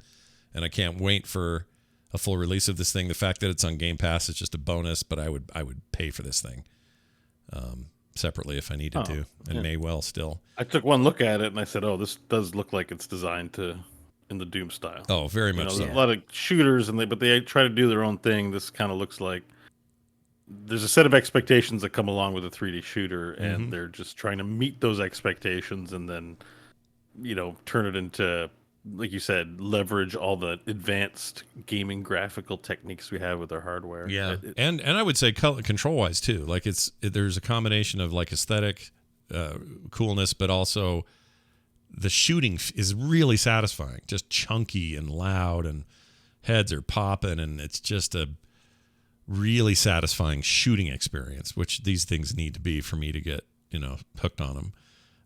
So that rhythm, you get into that rhythm of jump here, kill this, pop this guy in the head, jump over there, 2 shotguns to the face, whatever. And they got all these weird different weapons. The rocket launcher is very satisfying. There's a railgun type thing. They use inspiration from not just Doom, but Quake and games like it. And it feels like coming home, but finding out someone remodeled the house and it's beautiful. It's kind of like that sort of sensibility. And I just got really hooked on it. And there's a bunch of difficulty levels. So if you're, love the challenge of it, there's plenty of that. There are challenge levels too. Like the 2016 Doom had those levels where it's like kill as many demons with a shotgun as you can, as fast as you can, and beat your previous record, and you get unlock stuff for that or whatever. The guns also have alternate fire modes. So the shotgun, if you alt fire, will also apply a fire or a burning, a burning effect to your enemies. So the harder ones to kill, you can like kind of put them on fire while you shoot them. Same thing goes for the rail gun. Is only a rail gun when you iron sight it. If you're not doing that, it's like a lightning gun sort of thing. The pistols. There's like some automatic pistols. There's a Gatling gun where the right click keeps it spinning all the time, so you don't have to wait for it to spin up. Lots of stuff like that. And they've just taken a ton of care in it. The only thing this thing's missing. Oh, it also has a really cool editor. So the community are making all kinds of maps, and you can download them in seconds and just play people's maps, and you can make entire campaigns, whatever you want to do. So it's got all that. The only thing this is missing is a deathmatch mode, and I would kill for one. I would love it if this game had some kind of multiplayer deathmatch. It currently doesn't. Those guys look like imps, by the way. Like, oh, big time. Big time. Yeah, so we're watching the video as we're talking, and like literally they look like those look pretty close to the imps. Not a complaint. They're almost exactly the imps. I mean, they shoot fireballs. They all hunched over and go, or whatever. That's who they are. Brown fireball hucking dudes. Like, absolutely, they're imps. It's their own distinct style. It's fine. It's okay. Yeah, it's totally fine. And the game keeps doing like stuff that you expect from Doom, like that's where that is. Damn it! I just saw a secret that I could never get to in what I played. I tried so hard to find that. I gotta start the game up. Guys. This was driving me crazy. It really did drive me nuts. Even that pistol's great. Anyway, what was I gonna say? So, well, here's another thing they do in original Doom. I'm not sure if that was true in Quake, but like you see the projectiles from the handgun and rifles and stuff, which is not. They didn't draw those, in Doom. Right. You'd see the rocket for the rocket launcher and maybe the plasma nodes. Right. That's true. Having guns. Oh, and you can turn that off, by the way. It's funny. The game gives you options like you like the old just crosshair and nothing else. Go ahead. You don't have to look at these guns if you don't want to. They have options for, like I said, turning the enemies into actual 3D models if you want, which I did not prefer. It looked fine. It looked good, but there's something really great about these bitmaps. These sprites. They're just very cool.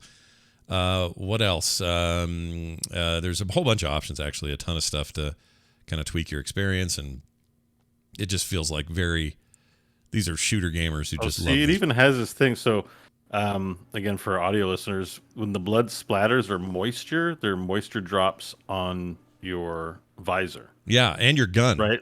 Yeah. So your gun, your 2D sprite gun has shiny blood on it for a while until it fades. A lot of details like that. You also can, like, Doom was famous for being a shooter that never had any reloading. You just had ammo and it fired. This game has reloading. Depends on the gun, but like the Gatling gun never reloads, but lots of other guns do. And here's that dual gun thing. This thing is nuts. Anyway, what else can I say about this thing? I love it. I really love it. Like, was shocked by this because normally I'm kind of like, oh yeah, this game I just played is kind of like Quake. Anyway, moving on. Like they don't really do anything new to keep me around. This had me hooked for hours and hours and hours, and I'm still not done. I'm going to keep playing it, keep playing the campaign. I want to see what the community makes. The only thing that would make me happier, and it's a small team of like 4 dudes, is if they came out and said, we're making a deathmatch mode for the game. I would be beyond stoked. Because deathmatch in this kind of game is one of my jams. I love it. Very old school, very arena. It's very good. Anyway, check it out. Proteus, currently on Game Pass and available on Steam as well. And it looks like they're close to release. So what I played was bug-free and beautiful. And I was mesmerized. I forgot we were doing a show. Yeah, it's cool, right? Isn't it cool? Like just the fact, I don't know. There's something about the lighting combined with all that Doom shit that just works. The game does a really good job of convincing you that you're being retro, but you're really being modern. I don't know. It's hard to explain. It's a mix of both. It's taking a genre or mode and improving upon it. Yeah. In using current gen technology rather than improving upon it by adding experience bars and lore and stuff like that, which is another way you can go. Exactly. And huge thanks, by the way, out to everybody who recommended this, because I got, 20 tweets and a couple emails saying, Scott, have you seen this yet? Scott, have you seen this yet? And there's a ton of weapons I haven't even unlocked. There's rocket launchers and all this other stuff. I'm sure there's some BSG equivalent.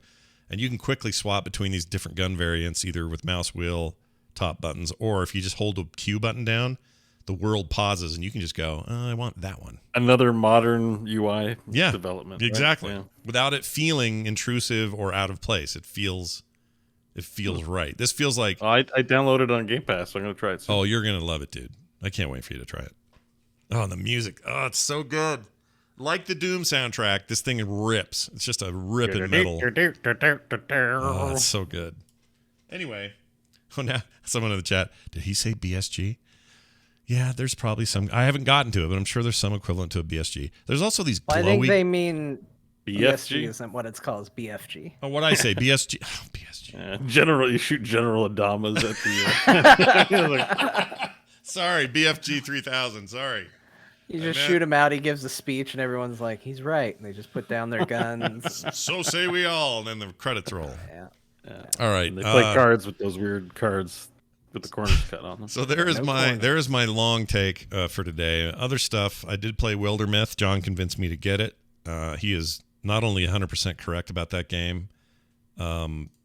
If other RPGs don't rip off a bunch of these ideas, then what are we even doing? What are video games anymore? Like, this is one of the coolest RPG systems I've ever played.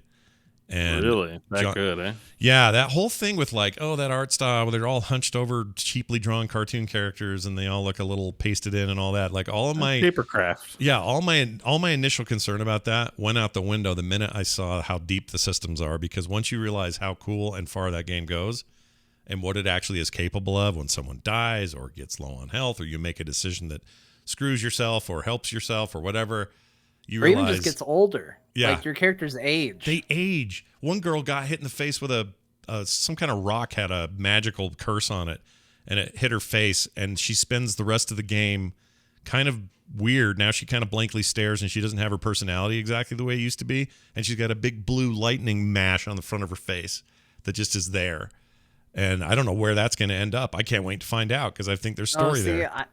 I had somebody who had a rock embed in their eye because they touched something they shouldn't, and a rock exploded out of the wall and hit them in the eye. That's great. And then after a little while of adventuring, they said, I don't remember what the choice was, but basically the rock like continued to take over chunks of her body and gave her a natural shield in her offhand.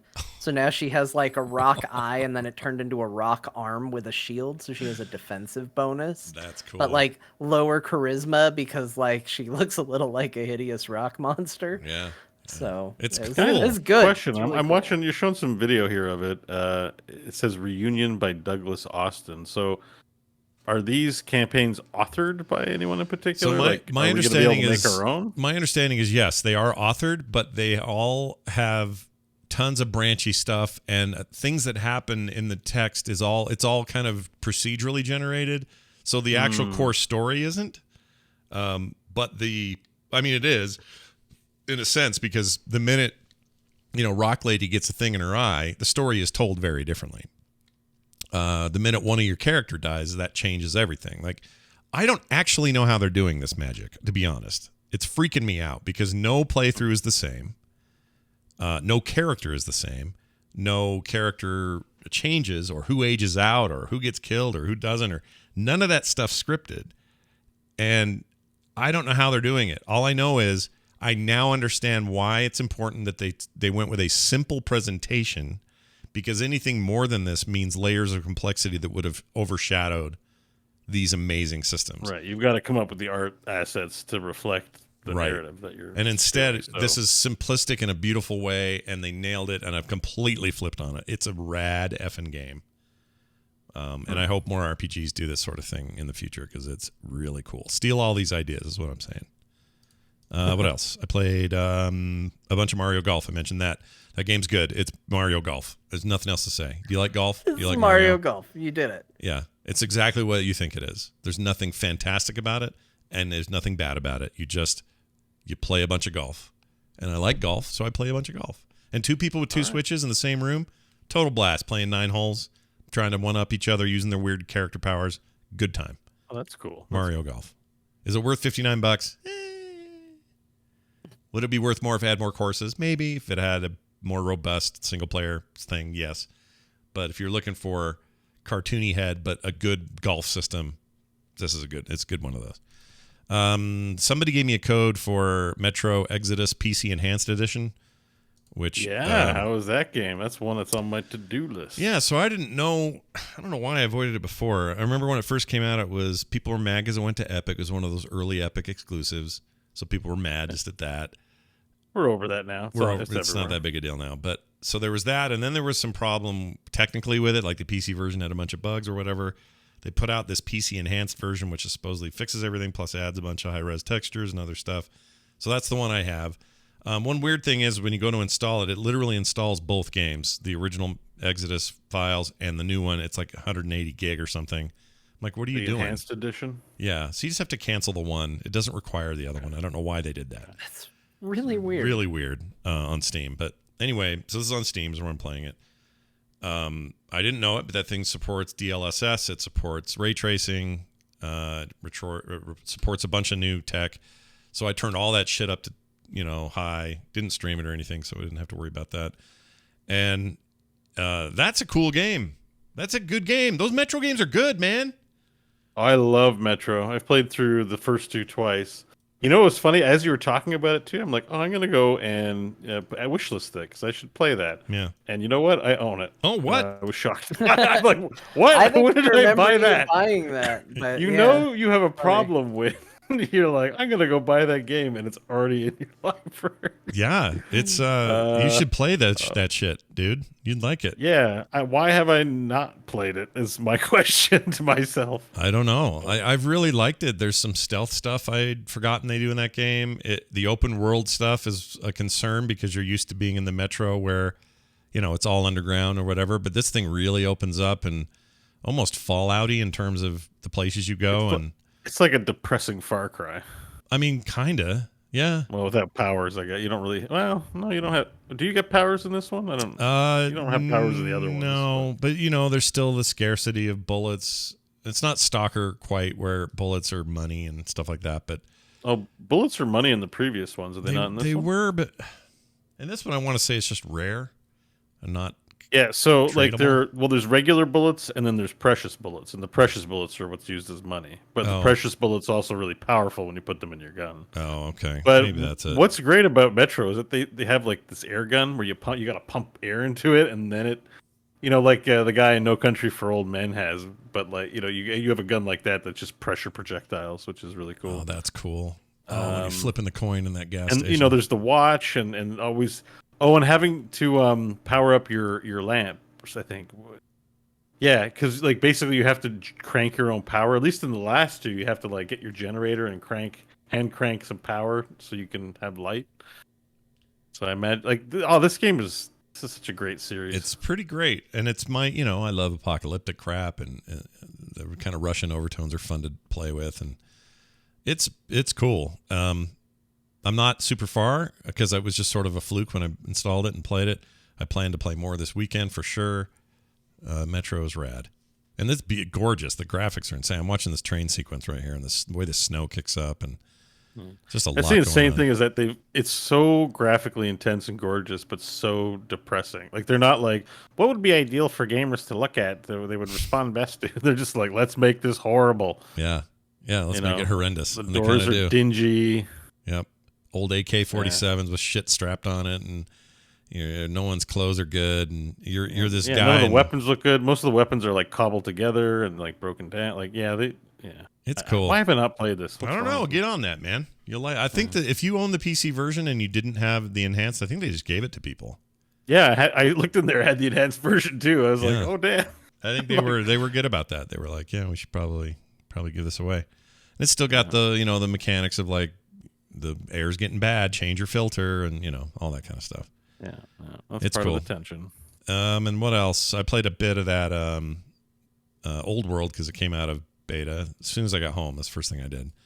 Old World is awesome. Is that you guys. the Pharaoh modernization? No, this is no, and it's not the MMO John always thinks it is. It's the new 4X game from the guy that Civ people. The Civ people. Some former Civ people, where they're kind of going more the route of what's it? The other game. Humankind.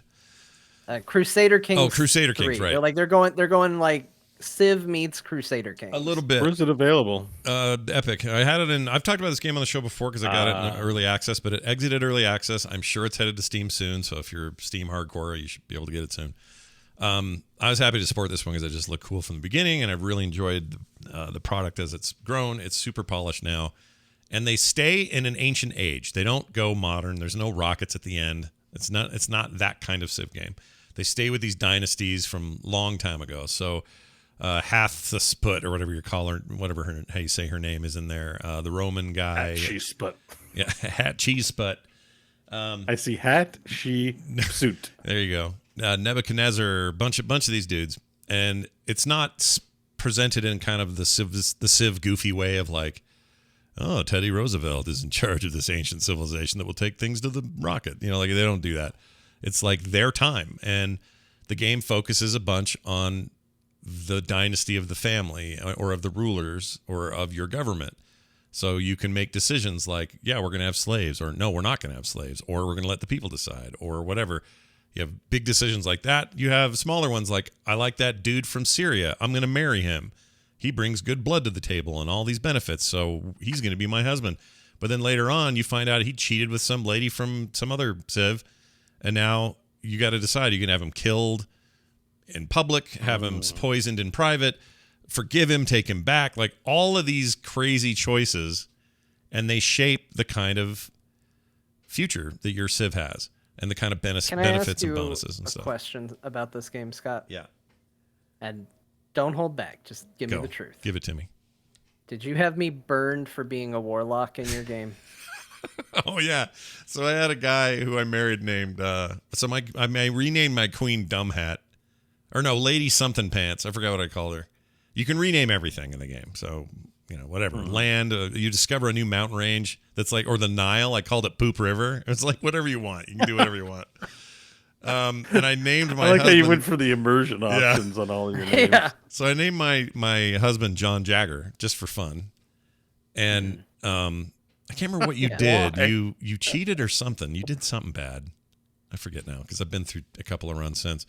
But anyway, I decided to let you live, and you stayed separate from me. Like I can't remember how it was. It was just a very cold relationship. Oh, you didn't have me burned at the stake. I didn't have you burned. Which I saw was an option in the video you shared with me that you could tell everybody that I was a warlock. Yeah. And bringing danger to the realm and needed to be burned for heresy. So you didn't go with that. I decided but not I did to do see that I died. Yes. I didn't make it. So later what happened is you aged out. You caught some weird plague and died.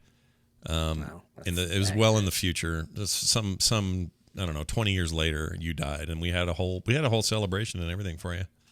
Yeah. So, yeah. And then I died not long after that, and my son took over, and he was a real tyrant. I raised a real butthole, and you can shape that. Like, I want my kid to be into tactics, and depending on how a few dice rolls go, it depends on how he was sort of, how he comes out of that tactics training could say a lot about what kind of ruler he'll be. And he started from a baby all the way up to the new ruler, and now he's the new ruler, and you're carrying forward with him. Like, it's got a really, really cool dynastic system in it. And the overworld stuff, the Civ part, is also really great. Like, there's a few things they do that I prefer over Civ, like the way the builders work and the way you construct new stuff, I think is just better. The biggest change between this and Civ is movement is based on what's called orders. So you have so many orders that you can give, and that equates to how many spaces a unit can move. And you may have a ton of them, or you may have squandered them, or you've got bonuses that help or hinder that. And then you can spend other currencies to like force them to go, but that hurts morale. Like, there's a lot of little systems going on that really enhance the experience for me. And my favorite part of the Civilization games is the old time stuff. I like the ancient time stuff. I don't like when tanks come out. It's not my jam.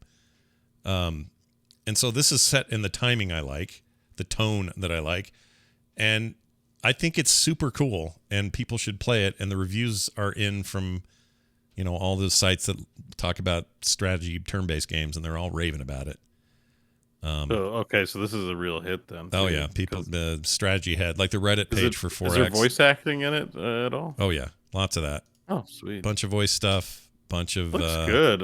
I gotta be honest with you. Art. It looks really good. You know what's cool is you can't quite see it. Maybe it's a subtle detail, but the clouds, your kind of fog of war clouds that you have in all these games, they're constantly rolling and kind of folding into themselves, and it's just a really cool effect. They just keep coming and whatever. And there's natural disasters, and there's fights. So it's a little more narrow in scope in terms of timeline, and then it has the whole dynasty mechanic. Yes, to it, basically. Yeah, and so you still have these massive games, right? That can take forever, but it's not jumping epochs like it's nothing. It's not hundreds of years and 3 moves. I mean, it's just weird to have the same leader over 3,000 years because that's the one part of Civ that doesn't make any sense. Yeah, and in this one, you definitely don't. Oh, and that little avatar of Queen Maspaput or whatever her name is. Yeah, Maspaput. Maspaput. I love it. She ages in that little avatar. So do you, when they die, do you pick a new avatar? She'll have an heir. Yeah, like one of the sons or daughters, whoever you decide. Like and sometimes John Jagger's son. Yeah, and that's what I did. My last one was John Jagger and my son, and it could have been my daughter, but they don't like each other, and the daughter wanted to run off with a commoner, and I think I let that happen. So then you let Ebenezer Jagger rule. Yeah, then you let a real Joffrey take over. Yeah, Way to go. yeah. Joffrey Jagger. It's just enough of that, like, down on the ground stuff mixed with this grand strategy that it just feels like a good combo. And this is the dude that was the lead designer on Civ 4. And when they first jumped out, they did that Off-World Trading Company game. Also highly regarded. Very cool game. Yeah. But that was all, like entirely focused on like trading and this is dangerous. This is an up all night kind of game. Yeah, I think you'd love it. I think this is. I think so too. All three I of us. bought it. I just haven't played it yet. Oh, John, you're gonna love it. But it means I actually have to buy something on the Epic Game Store. Yeah, yeah, I know. Oh, I forgot to mention the way they handle tech upgrades. It's not just it's a new level. Go do an upgrade. Go choose pottery or whatever. It doesn't work like that. Instead, you get this. It's kind of a card system. So you may get 4, of the 4 cards that get dealt, really only one of them is one you want right now. But the game's also good at saying, hey, you probably want this one, but kind of like the advisors in Civ games. So it kind of, for new players or whatever, it'll give you some hints and stuff, but it lets you choose. And you're like, all right, well, I think right now the way to go is this. And it just is a kind of a more organic sort of deal with what you've been given kind of system. And it works really well. And has this effect on the family and the dynasty and the relationship with whatever. And I named that's who I named Dumb Hat. I named what do you call him? Ambassador, who goes to Rome and like negotiates for him. I called him Ambassador Dumb Hat because he has this really dumb hat. And he died. We had to do a whole festival for that guy because he brokered peace with the Romans. And what a jerk! It's just great. Super impressed.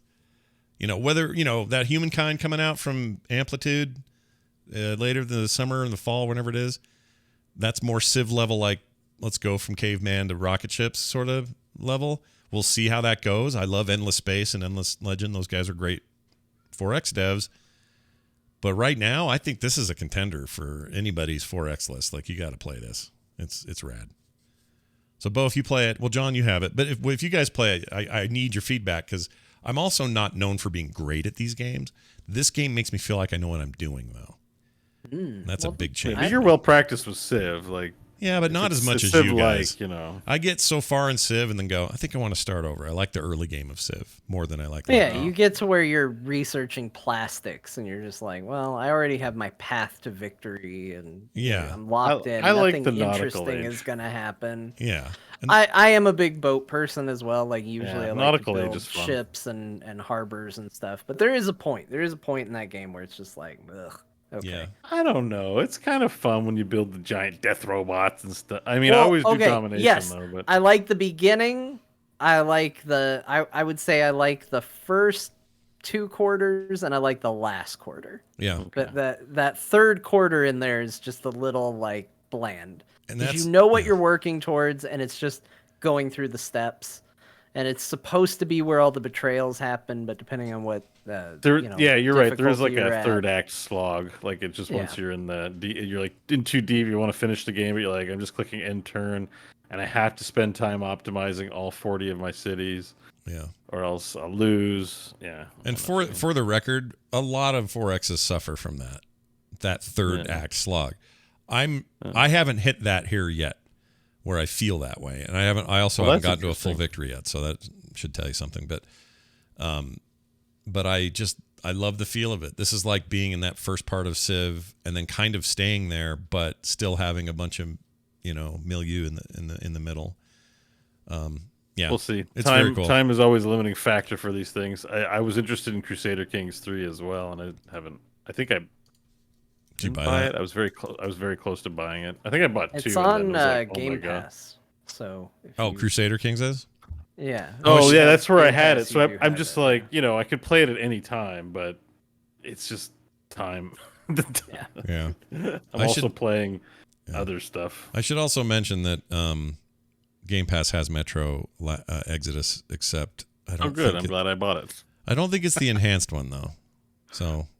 You probably still have the better version. Thanks. It makes me feel a little better. A little better? Okay, a little bit better. That's why I refunded Mass Effect Legendary Edition. For sure, that's going to be on a Game Pass. Oh, the other nice thing about Scouts, I want to mention this. Scouts can harvest shit.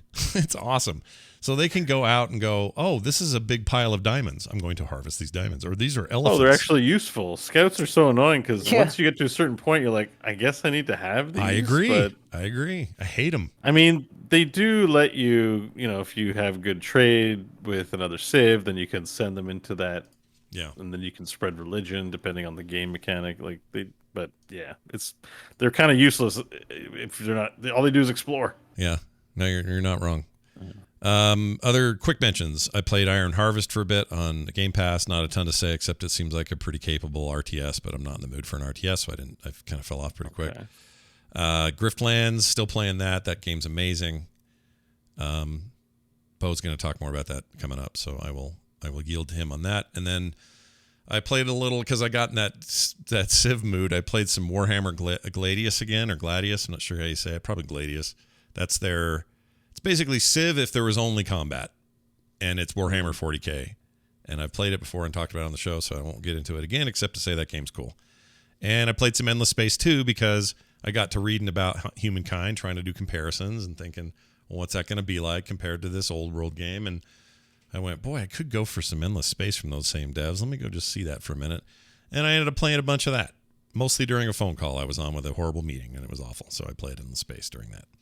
I know they don't listen to this show. I feel like you say that every week. I know. No, they don't listen to weird. this. I play this game on a They know you well meeting. enough to wind up on phone calls with you, but you feel safe enough to know that they aren't listening. Well, to let's put it this way. They're art clients, and they're not connected to the podcast side of this stuff at all, so I think I'm safe, but I could be wrong. I mean, what if he's doing the reverse to us, John? What if he's like in his art meeting? He's like, I drew this art while I was on this horrible podcast. Yeah, I do that on Dungeons all the time. That's what he does on There Will Be Dungeons. Yeah, I'm always drawing on there. I can't help it. I can't help it because that show makes me inspired, and that's where my outlet is. So I love drawing while we're doing that. It's the reason Scott will never play the party leader in There Will Be Dungeons. For anybody that's like, why doesn't Scott ever just take command and be the face of the group? It's because he's usually drawing, and so someone's usually like, yes, if only someone had the key, and then we get this from Scott. You think I have the key? I'll say. I don't think I have the key. Do I have the key? And then everybody else at the table goes, yes, you have the key, Scott. Yeah, that combined with like running the, Yeah, he's doing the Foley work too. Everything, yes. The Foley work. He's running the stream. I am by no means, I feel confident in making the joke. Scott does a lot. 100%. Yeah, no, don't worry. Because also we send out art to our supporters every month, and that's got to come from somewhere. So a lot of that happens then. So yeah, it is what it is. Yeah. Anyway, so that was I got a lot in between Sunday and now. I was gonna say, your Mario Golf. Yeah, it's a little, now that I look at it, I'm kind of freaked out.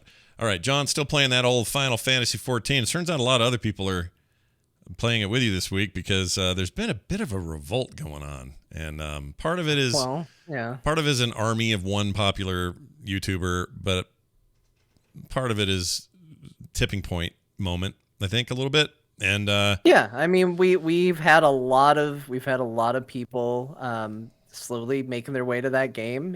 It's been kind of weird because I felt like I did it for reasons that were not related necessarily to any of the reasons that we're seeing a big exodus. And so now I feel like I'm in that camp of like, oh, you're on that bandwagon, huh? And I kind of want to get hipster about it and be like, I was here before it was popular. But it doesn't matter. You're on the record. You've been playing for months. Yeah. Ultimately, at the end of the day, it doesn't matter. You play what you like, whether that is World of Warcraft or Final Fantasy or Elder Scrolls Online. Doesn't matter. You just go where you're having fun. But I'm excited because this past 2 weeks, I've gotten to what is essentially endgame. I'm currently on the last patch story content, so I'm almost done with what the story has to offer at the moment. And as a result, things are slowing down. I'm actually hitting a point where like my item level matters, and they're like, hey, you can't run this dungeon with that item level you have, scrub. And I'm like, oh, well, I guess this is a good excuse to try raiding and, running dungeons and doing what you would consider to be end game activities. Mm-hmm. And I've been doing a ton of raiding. Yeah. And I got to tell you, what a freaking blast raiding in that game is. For the first time since like I don't know, high school, I had oh shit, I just stayed up way too late playing an MMO and it is going to cost me tomorrow because I am not going to get enough sleep. My wife has a commute. She gets up at 3:30 in the morning and I am up shortly thereafter and I went to bed at 2 because I was raiding and I'm really tired, you guys. Oh man. But it was so fun. It was such a good time because first of all, their raids, well, they have multiple types of raids. I was doing normal raiding, which is a 8-person, and it is one boss. You queue, you fight the boss. There's no trash. Oh, you're jam, no trash. There's no running. I just did my first duty like that. Yeah. Yeah, duties are great too. Duties are great. Yeah. But yeah, you just get in and you fight a boss and you have a good time. And I gotta tell you, the boss fights are really, really interesting. And I did one last night that was, it was just this, it's like if Ikaruga and Portal mixed with an MMO boss fight. Basically, it was a bunch of mechanics where it's like, okay, they're going to fire blasts through portals, and then there are other portals where those blasts are going to come out. So they're going to be crisscrossing the map, and you have to know what is safe when. But then they add an additional wrinkle to it by giving you a charge, and you're either dark charged or light charged.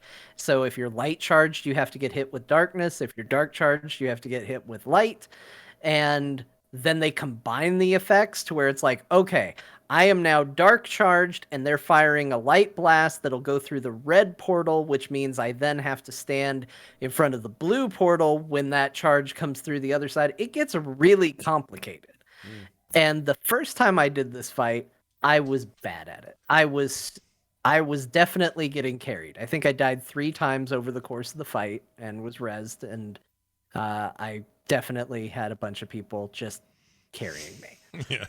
But I was like, that was a super fun fight. I had a great time, even though I was bad, and I felt guilty about it. Not that anybody said anything, but I was like, okay, I was really bad at it, but I want to do it again. So I went in, I did the raid a second time, and I was like, this time is it. This time I'm going to do it. I'm going to focus.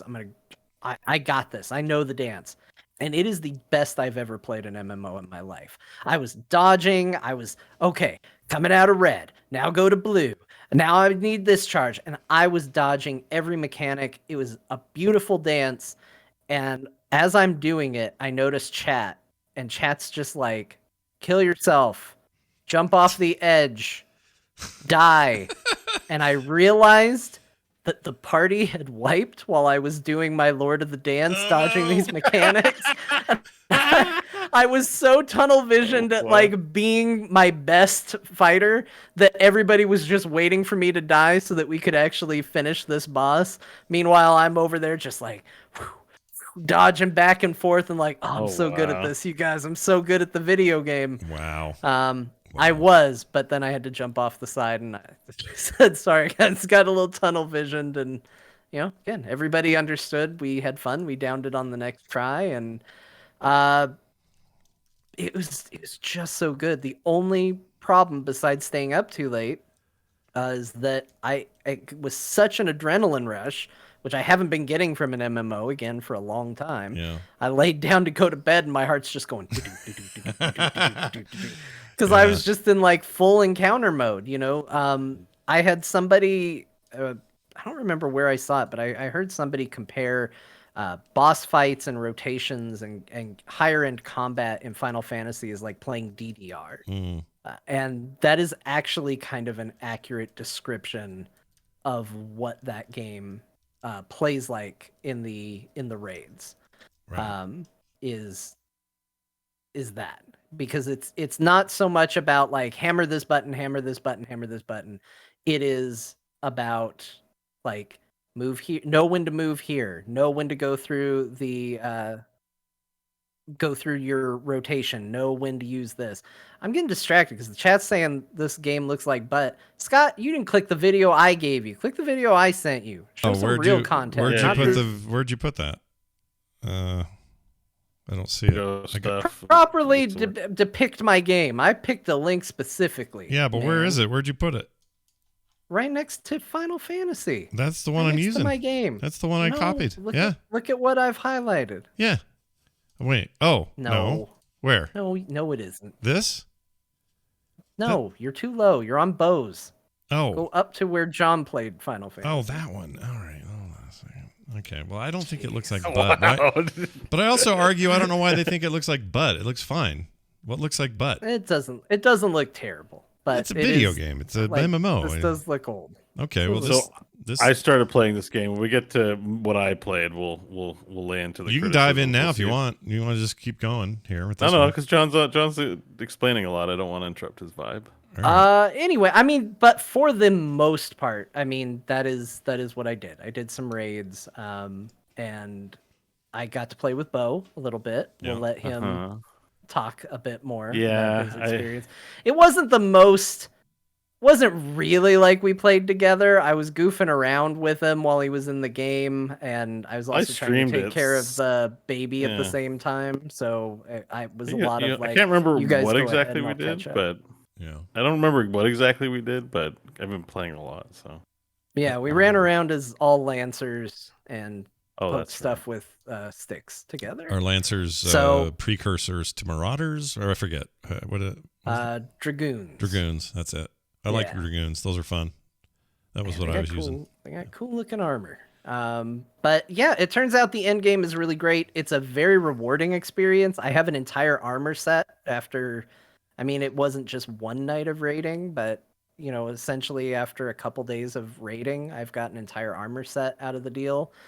Some of that was gear upgrades. Some of it is, for look and appearance, but it's one of those things where like, I feel very rewarded for my time, and I think that might have something to do with the exodus that we're beginning to see. And why that game is becoming so popular is because, I invested time and actually came away with a lot for it. So that's I mean, that says a lot, and I don't think you're alone at the moment. There's a lot of people who are seeing this 8-year-old X-Pack too. Well, yeah, but they're seeing this 8-year-old game and saying, well, this 8-year-old one is doing things my 15-year-old one isn't doing for me. So I'm going to go over here. I don't think this is that shocking. I'm just surprised this week how feral it got. It got weird, man. Oh, it got, the controversial influencers got involved, and Blizzard is par for the course with people saying polarizing and things, and bringing Final Fantasy into the mix. And I mean, a lot of YouTube content is just like, so you're coming over from WoW to Final Fantasy, what to expect? Like I see that pop up a ton on my recommendeds. Well, and we also got on the other side of that 5.1 or not 5.1 9.1 hit for WoW, and for a lot of people that have been waiting for content in that game, they got their first chance to see what new content for that game looks like. And for a lot of people, myself included, it wasn't good enough. No, it did nothing for me. I hate to say it, but it did nothing for me. Like zero. Yeah, you wait 8 months, and then you go, okay, I waited 8 months, and I'm not into this. It was very incremental. It felt like a patch. But not a major. It just felt like I don't know what to say about it. I mean, I'm trying not to be. I'm not even actually that negative about it. I just think that we're just getting to a point where we have to face the fact that that game is as old as any MMO has ever been for the expectation level we should have, and I'm having to come to grips with it. I just have to come to grips with it. It's just not, I don't know. It's not doing it. But you're tempting me with this. Like the idea of raiding where I can just queue up for a quick boss fight because that's the time I have is really appealing. Not doing 10 wings of something. Like, let me just get in. I can still do that if I want because there's plenty of other raiding tiers in the game, but just get in, kill a thing, get a drop, get out. I don't know. WoW is also still available if you wanted to do. Like, it's not like you play one and would have to. You are playing you have played Shadowlands, right? So you could get yourself raided. Yeah. So Yeah. I mean, I think one of the things that people look at when they see Final Fantasy is they're all coming at it as a level 1 player, and they have a main story quest that is insanely long, because it's multiple expansions and the story is, such a highlight that it feels like, oh god, this game is so long. But Final Fantasy is not designed to be log in every day once you are caught up to the top. It is designed to be put in the effort you want to put in, and if you want to go somewhere else, go somewhere else. Like, that's an intentional from the developers. That is what they say they want the game to be. They don't want it to be a daily grind. right. And so I think for a lot of people, the ability to juggle Final Fantasy in another game is not actually that hard. I think it can be done. I just think it seems daunting when you're, level 1, making your way up to 80 through hundreds of hours of story content. You're like, Jesus, this is so much of this game. But now that I'm at the end of it, I'm starting to see where it's like, okay, well, this is going to be my stopping point till the, expansion hits, or maybe I'll get in and I'll do a raid here and there, or go for some transmog, or go for some old content that I didn't have. Maybe I'll give that a try, but I can go do something else if I want to. Yeah, you can get that skinny chocobo to match your fat chocobo that you got now, right? Isn't that a thing? I have 2 skinny chocobos. Oh, do you? And your main chocobo, you can put armor on, and he will also fight beside you. Oh, well, I got that cool mechanical chocobo last time I was in. He's cool, but he makes a lot of noise when he walks, and it kind of pisses me off.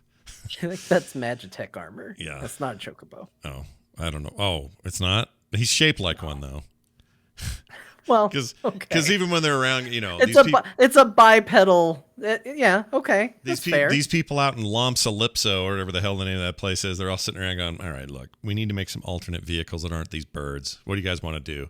I know. Make them exactly like the birds. Exactly. Like down to the feet. Let's make a robot version of the bird. Wait, so you've played 14? Oh, yeah. Whole bunch. Oh, Yeah, we talked about it on the show. Didn't. No, we talked about it a ton on here. I mean, the Dragon Beef came up as I was. Yeah, I guess leaning, my whole narrative is you play ESO, John plays Final Fantasy. Yeah, 14. I started leaning toward ESO in the last few months, but yeah, I guess that's right. Now that you mention it, for a long time I was. I mean, I got to what did I get to? What level is your guy? 70? No, 60. Well, didn't you buy a level skip that put you at like 70, but then you did a story skip to like level 60 content? Hold on, let me think. That? I think I did a level skip thinking it did both, and then it didn't. So I was way out leveled for early content, but I still did. Oh, it was 50. That's what it was. I level skipped to 50. No. I level skipped to 70. Story skipped to 50. Yeah. And that's I'm in there somewhere. Yeah. Okay. But before all that, I played till level 30 or 40 of just natural 0 to 40 or 30, whatever it was.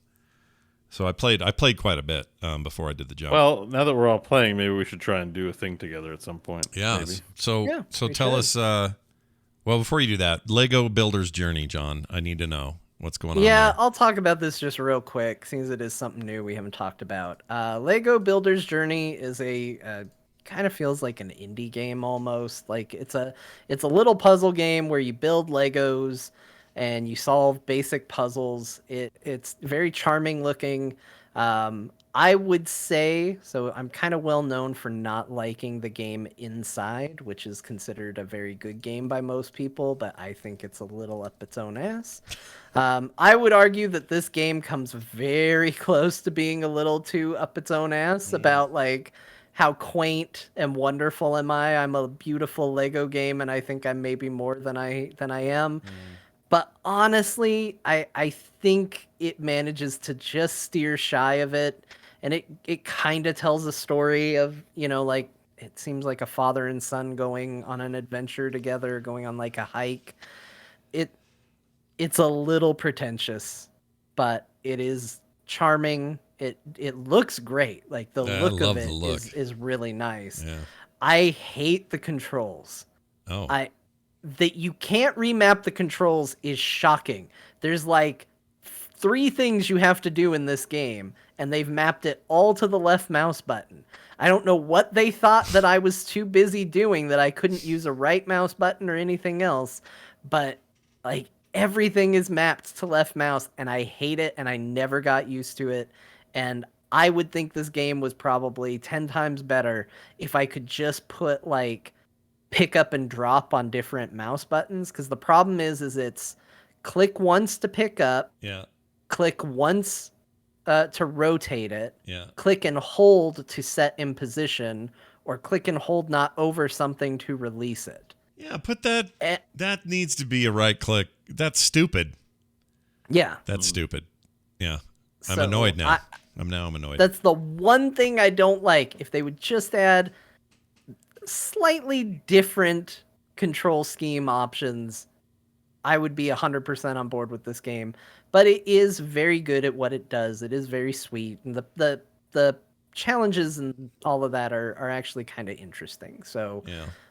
This is on Apple Arcade. I'll try this on touchscreen. That might be why the single click thing stuck through, because the Apple the phone or tablet version is going to be, that makes sense because you've only got one click. But I'll have to check that. I didn't know it was on there. I have that, so I'll check this out.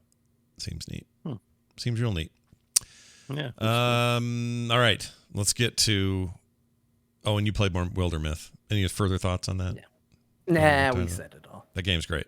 It's amazing. It's good. Yeah. Bo, Sea of Thieves.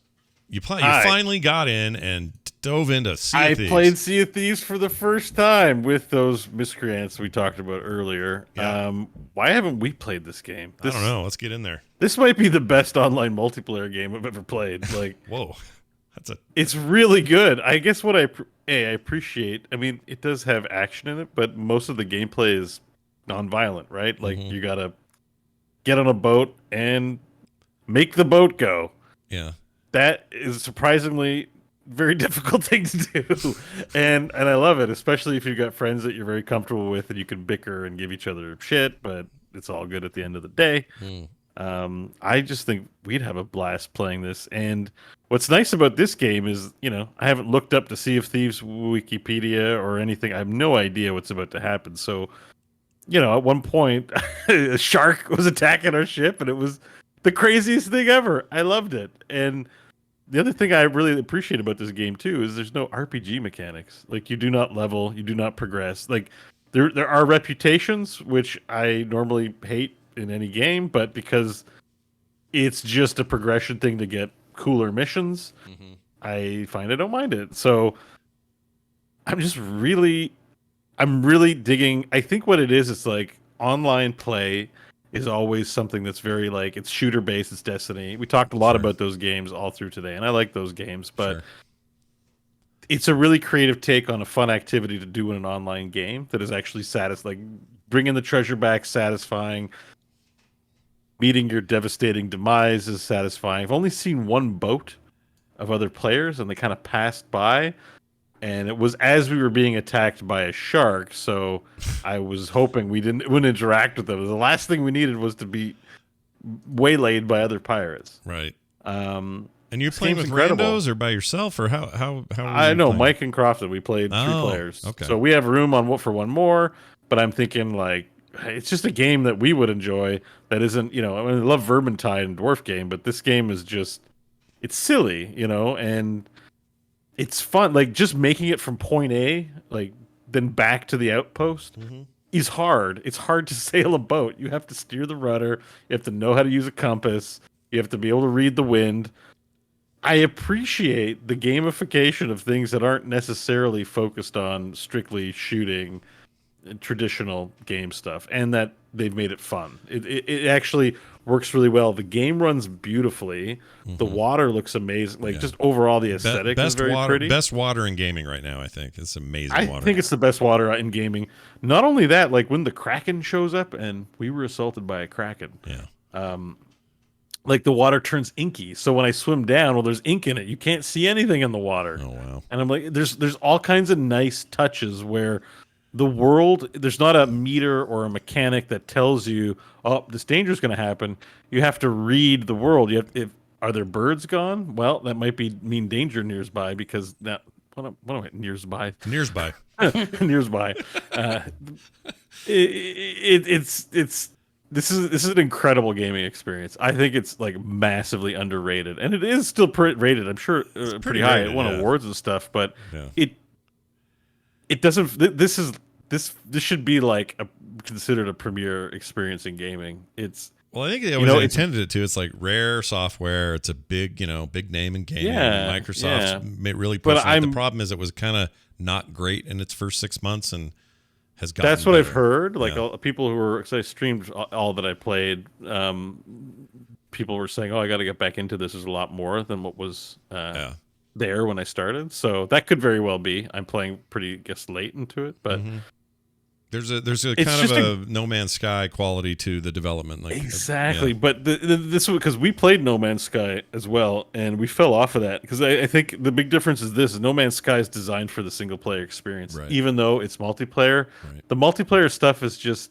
it's not that it's an afterthought; it's just patched in later, and it's not built. The activities of just existing in the world are not built on co-op. This literally requires co-op. Like if you're steering the ship, you can't go down and put wood to repair the leak in the boat. Right. Another guy's got to do it, and then someone else has got to look at the map. Someone's got to be in the crow's nest. Like it is the core idea, and how they made it easy to do but still challenging is what really works for this game. Now, I don't know long term if this game is something you're going to want to play for years and years and years, but like, where you got a bunch of people want to play a fun game on a Friday night or something, get good 5 hours out of it. Yeah. This is a really fun experience. Depends on your interest too. It just so happens Mike in particular likes sailing the boat. Like he doesn't care about the other stuff. He's just like, get the anchor up and do this. Like he just loves the boat management and parking the boat right. And it's like, that's enough. Like you don't need all the extra stuff. So we're really just having a great time. Let me ask you about ganking. So someone in the chat, I think Sidian said, I can't, chat room's very active tonight. This is awesome. You guys are great. It said, I can't find it. Oh, it says, Sea of Thieves is amazing when you start until you start getting stalked by some randos when you're just trying to turn in 2 hours worth of loot. Have you guys had So we haven't really encountered other players. I'm just wondering, I think maybe the game's probably being a bit forgiving because we're still in noob status. And I don't know if once, we haven't really been screwed by other players, but we've been screwed by lots of aspects of the game. Yeah. To me, and this is sort of where psyches about online gaming has to differ. In a game like Final Fantasy is just a near example. You go do a raid, you expect to get your reward for participation in the raid if you complete it. Yeah. So when you come to Sea of Thieves, you're like, well, I'm doing a quest, I expect to get reward for participation. No, you should expect no reward. You should expect to get effed royally by the game, and that's the pleasure. Like there's a pleasure in failing and failing comically. And I think with this game, if you get to the point where you're like, I'm going to own at this game, it feels like you're doing it a bit wrong, and it's okay to play that way. And I'm sure there are great crews out there who can own face and do this kind of stuff. But my enjoyment from the game is literally like, oh, we've got 3 skulls, let's turn them in, and the Kraken kills us and we lose everything. And we're like, that's hilarious. Yeah. Like I don't need in this game to feel like I'm min-maxing or getting rewards. The reward really is the journey and the stories we're telling as we explore the game world. So this is like the reverse where, like, if you get into an MMO or an Destiny, you're like, what's the optimal mission path? What are the good weapons? You look them up, you watch some videos.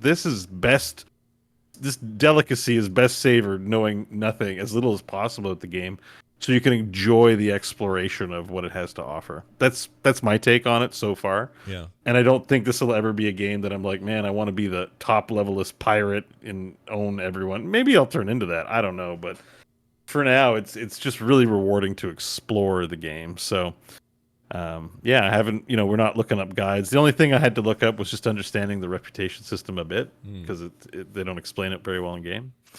But yeah, this is I think probably my favorite game I've played this year. Oh my gosh, that's high praise. All right, it's so good just for the sheer fun factor, like just the sheer like brain exploding, like, oh my god, like there's a Kraken attacking him. What the actual F? Like no games give me that, this year anyways gives me that, like, that wow factor. I was very impressed with how the water tech freaks me out. I actually get a little anxious because it's so, like, when it does a high crest and you can see the sun light is permeating, and when it's in a storm, like you actually feel the boat. when you go on a big wave, like your boat's like teetering, like it's not in the water anymore. It's like it's teetering on a seesaw. You really feel like maybe we approached this wave the wrong way. Mm-hmm. And when you're in a storm, the actual steering wheel, I forget what it's called, the wheel fights against you. So even though you're turning it, the force of the ocean so much that you're like, whatever, you're stuck at sea. And it'll rain in a storm and you have to bail out your boat or you'll drown from all the water. It's great. I feel like this is the best gaming experience I've had this year, honestly. That's really cool. I'm glad I've come to it now, but like I slept on it, big time. Yeah. No, I could see it not being fun single player. This definitely is fun because of the multiplayer. Oh yeah, I'm sure there's fun to be had solo, but I'm sure the real core here. It's like, I like Dwarf Game on my own sometimes, but it's absolutely the best when we're all playing it. I mean, I think part of it too is that you do spend time in the ocean, and not that it's boring, but it's fun to have people to shoot the shit with while you're traversing, because it's not a game that's trying to keep you entertained every second that you're playing it. So having people around to make the game entertaining is definitely a part of it. It's also a little. I tried to solo for a little bit, and I have to say the part I had the most fun with was when my wife came in the room and I had somebody to go, look at this too, So yeah, exactly. Even solo, the most fun I had was when someone else was there to watch the stupid shenanigans. Right, exactly. Well, I'm glad to hear that they've improved it so much, because it sounds like it's finally the game that they envisioned, and they stuck with it, and that's rare these days. So. Very nice. Yeah. Oh, Rare. I get it. Love that game. Because Rare made it. It's Rare software. Rare. Makes me excited to try Grounded, honestly.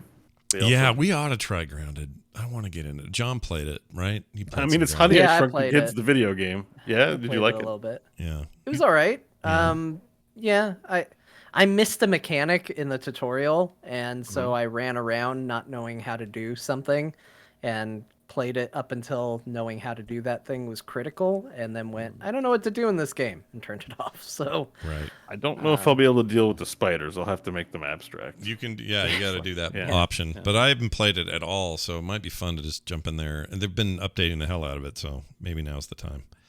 All right, tell us about your time as a Lion Man in Final Fantasy 14. So you guys have both played Final Fantasy 14. I've tried to stay away from MMOs as much as possible. I don't know what happened. Friday night I got excited to just try something on that level, and I took the plunge, you guys. And plunge hard I did. So the idea was I was going to play Friday and maybe a bit on Saturday, and then, move on to, I want to get back to all the other games I'm playing. Every night this week I've stayed up way past my bedtime playing. We're in BDO land here. Yeah. Good World of Warcraft days. Like, it's 2:00. Well, I'm just one more questing. It's good. I want to say though, there's a lot of things that are bad with it. That there's a lot of credit. Right? It's not like it's not a perfect game. Most MMOs have an open world. Yeah, and this is like the world seems small. I would say like the starting areas are generic. It's generic looking forest and generic looking desert. Like if I just compare to Azeroth's very styled and memorable, even if it's less fidelity. Right. But I'm holding out again, understanding that the later content's sort of where the juice is. So, and the other thing is it's like there's a lot of, and this is fine, but there's a lot of I don't know. There's not. I guess what's disappointing about it, what really struck me, is the lack of interesting race options. Like, I was very happy to be a lion man. I don't see very many lion men. I see a lot of cat women. I see a lot of bunny ladies and cat women, and I'm like, this looks like Black Desert Online. And there's totally nothing wrong with it. But at the same time, I'm a little bit like, I'd like to see some trolls or some orcs or, I don't know, some variety people, and so that aspect of it, I'm just a little bit like, okay. But overall, I'm having a good time. But it is highly addictive. I'm at the point where I'm kind of like, okay, so I've played every night since. It's been like 5 days and I put 40 hours in. I think maybe I shouldn't play this game. And that's about where I'm at. That's about where I'm at with it. I'm like, I think I don't want to play this, and then I'm going to play anyways, and then that's a sign of addiction. Yeah. You've been going down a really weird path with it, though, right? Like, you've been getting into trade skills and stuff like that, and like various trade skills, right? Well, I'm just like so no, this is what I did. So what I find annoying is it's not annoying, but like you'll have to go back to an old zone for some reason, and there'll be side quests there, and everyone says don't do the side quests, but I'm like, well, I'm here. And I'm like, if I'm over leveled, I don't get a lot of benefit from the XP. Like, for example, if I'm level 27 and they're level 15 quests, Yeah. the ideal range for that value should be that I'm level 15, right, within the range, because that will fill my bar, especially when you're under. So what I decided to do is I unlocked all the jobs and I unlocked all the crafting professions. I just spent 4 hours starting them all, getting the first mission done for each of them, so that if I encountered a situation where it was more beneficial to be the lower level, I would get better value. And see, this is where the sickness creeps in. This is where Bo can't play games normally. He's sick, and all of a sudden I'm like, I'm gonna get level 80 in every job and max out all the professions, and I'm like, I can't play this game. I have a way too addictive of a personality. So I'm right now in the middle of saying, like, yeah, it's a great game, good alternative to WoW. I mean, it's pretty much a WoW clone, but stands out in ways that WoW doesn't. And so, like you said, makes it its own unique experience. So if you like that style of game, this is it's a great Coke to your Pepsi. Good options. Sure. But it definitely has the hamster wheel, the RPG hamster wheel thing going for. I can feel it. I can feel the addiction. I can feel I'm at my day job going like, maybe I'll just play some more Hunter tonight, and then I'll go, but you played 6 nights in a row. You should play. You bought Rogue Book, and you bought Ziggurat. Listener gifted me Wildermyth. I'd like to try that game. Thank you. And I want to finish Griftlands, and I can see I can see the future. The next 4 months, all I'll be doing is playing Final Fantasy 14. Yeah. And then I'm gonna hate it. And I'm like, I made a grave mistake starting this game, I think. Yeah, I gotta tell you, if your play style is level up all the jobs at the same time, I think maybe I don't want to. I just decide to, like don't do that's what I mean. It's like, I want to take personal responsibility for these things, but also the game, and like I sort of, all MMOs are like this, like I don't care. Like I know they say that they're not, but they're trying to like get you to log in daily, and they're trying to keep you interested and give you activities, but it's just like So right now I'm at a point where you need to set a more singular goal, like I'm gonna get the electric guitar. Well, exactly. That's the issue right now. Is I want to get the virtual instrument that you get as a bard that you can play and perform for other people. Yeah. Get to level 30. Well, that's what I've been doing. But and then get yourself a but then eventually I'll also want to, I want to play dancer. The dancer class seems cool. I want to while everyone's fighting a raid boss, I want to dance around and go woo, which is like actual class. Yeah.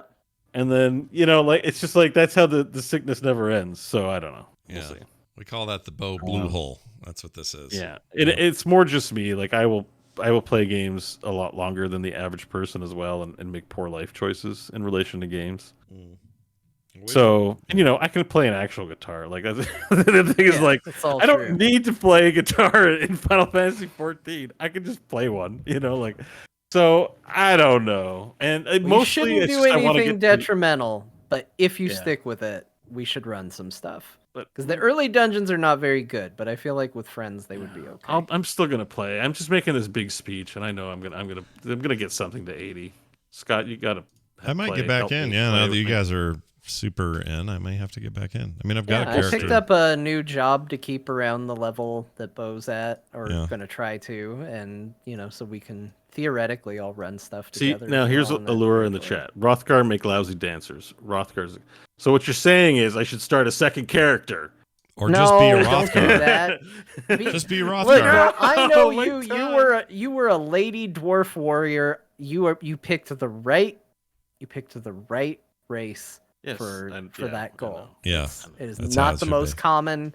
You get out there and you dance as a big old lion man. There you go. That's right. You do your lion man. You be you.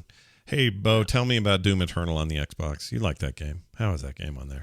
So it's the game you know and love. They recently did a graphics update, so it looks sweet.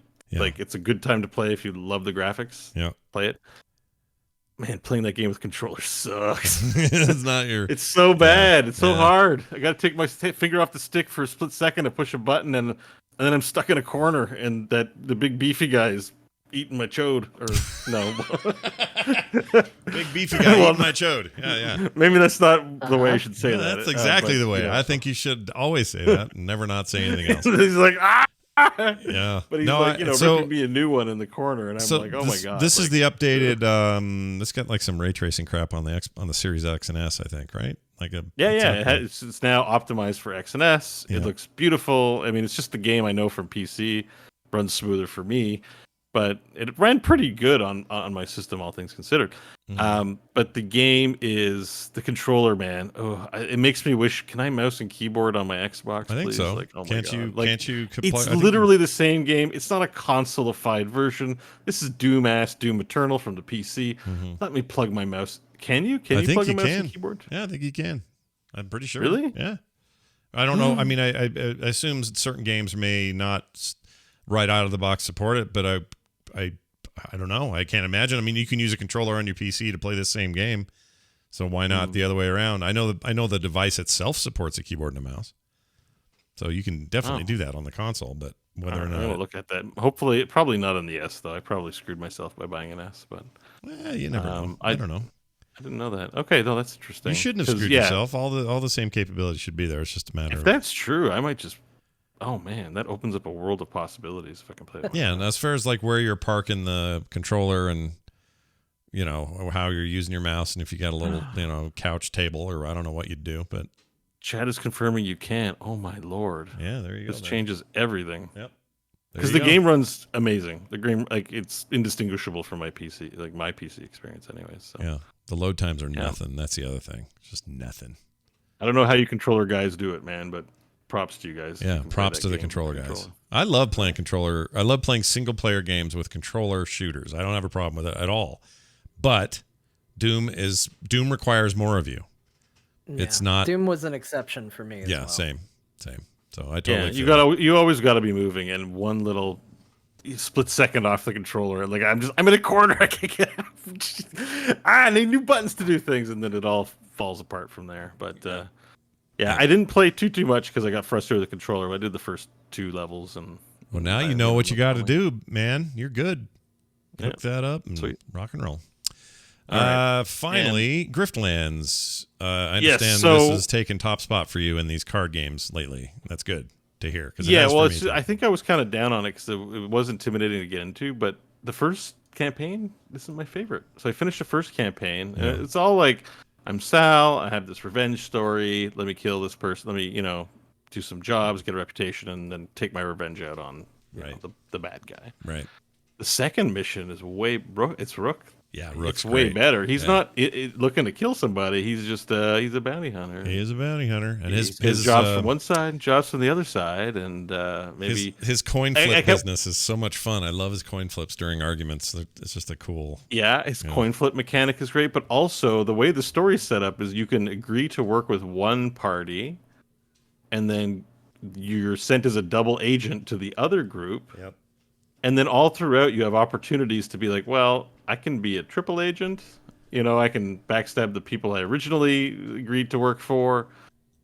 It just felt really fluid, and it felt really like I was participating in the story in a pretty seamless way. Yeah. And the card game mechanics grew on me more and more. Like doing the negotiations and, like combat's interesting. The negotiations are way more interesting to me, but it all blends together in a nice package. So I want to say, like, this is a harder game replayability wise because it's not simple and straightforward, but it's really, really fun. Like, wait till you unlock the what's it called mode? The last guy. I haven't played like Flubby or whatever his name is. Flubby. Once you unlock that, it's basically becomes like yeah, there's a brawl mode I saw in there. Yeah, brawl mode. Like, I haven't tried it yet. Brawl mode is basically Slay the Spire in terms of like, here's a path. It's random. You're not going to the map anymore. you just go and you fight or you argue and then you get rewarded and then you keep going as long as you can, get to a boss, take out the boss. Like it's equally as satisfying. I'm playing that now and it's great. It's very good. Yeah. So like if you are looking for a card battler and want something like interesting story and are willing to invest in complexer mechanics, it's not, especially if you're newer to it, it's going to take some time to get into it. And I would say the first story is like, I didn't find the first story super compelling. Like I was just, I'm this person, I'm going to kill that person, whatever. But the second one, oh my god! And if you're saying the third one's even better, then that's great. So yeah, that's really good. There's a hump there, but it is better. I did like it better overall than I guess Tainted Grail, just in terms of the slickness of the package, the greatness, the artwork, all that. Yeah, super it's good. really cool. So. It made me want a animated film or TV show based on these characters in this world. I love the world. It's really cool. It's like pretty Star well Wars fleshed out meets- too. The Derricks and the electric Peahaw. Yeah. I don't know. They have these weird names for everything, and they're pretty original. Yeah. The electric Peahaw. and distinctive too. Well, whatever. You're like me. You're like me today. I don't know. I usually have terrible names for things. This is great. Yeah. I'm enjoying it. I mean, it's just I'm not in the shug. Like Well, yeah, we're getting later and later for Bo. it's hours 10 ahead of p.m. us, so I have had he's no starting to shug. get I had a grumpy. healthy dinner. I ate you did? vegetables and meat and. Yeah, I don't have any mango Coke like you do or mango Pepsi. Oh my gosh, we've gone longer than I thought tonight already. Last week I was like, oh, I promise we'll never go like close to 3 hours again. Here we are. People love it. They love hanging out, listen to us talk about video games. Yeah, And it's we took nothing 2 weeks wrong off with and played. We all played more video games. Well, John didn't, but I think you and I played more video games than we normally do. Yeah, I agree. I did. It was just the same video game. Yeah, you spent just much time in there, and you weren't as scatterbrained about it. I got real scatterbrained, but I think I'm going to really focus on Old World for a bit. But I want to play more Griftlands. Whatever. I'll probably play 10 new things next week. Who knows?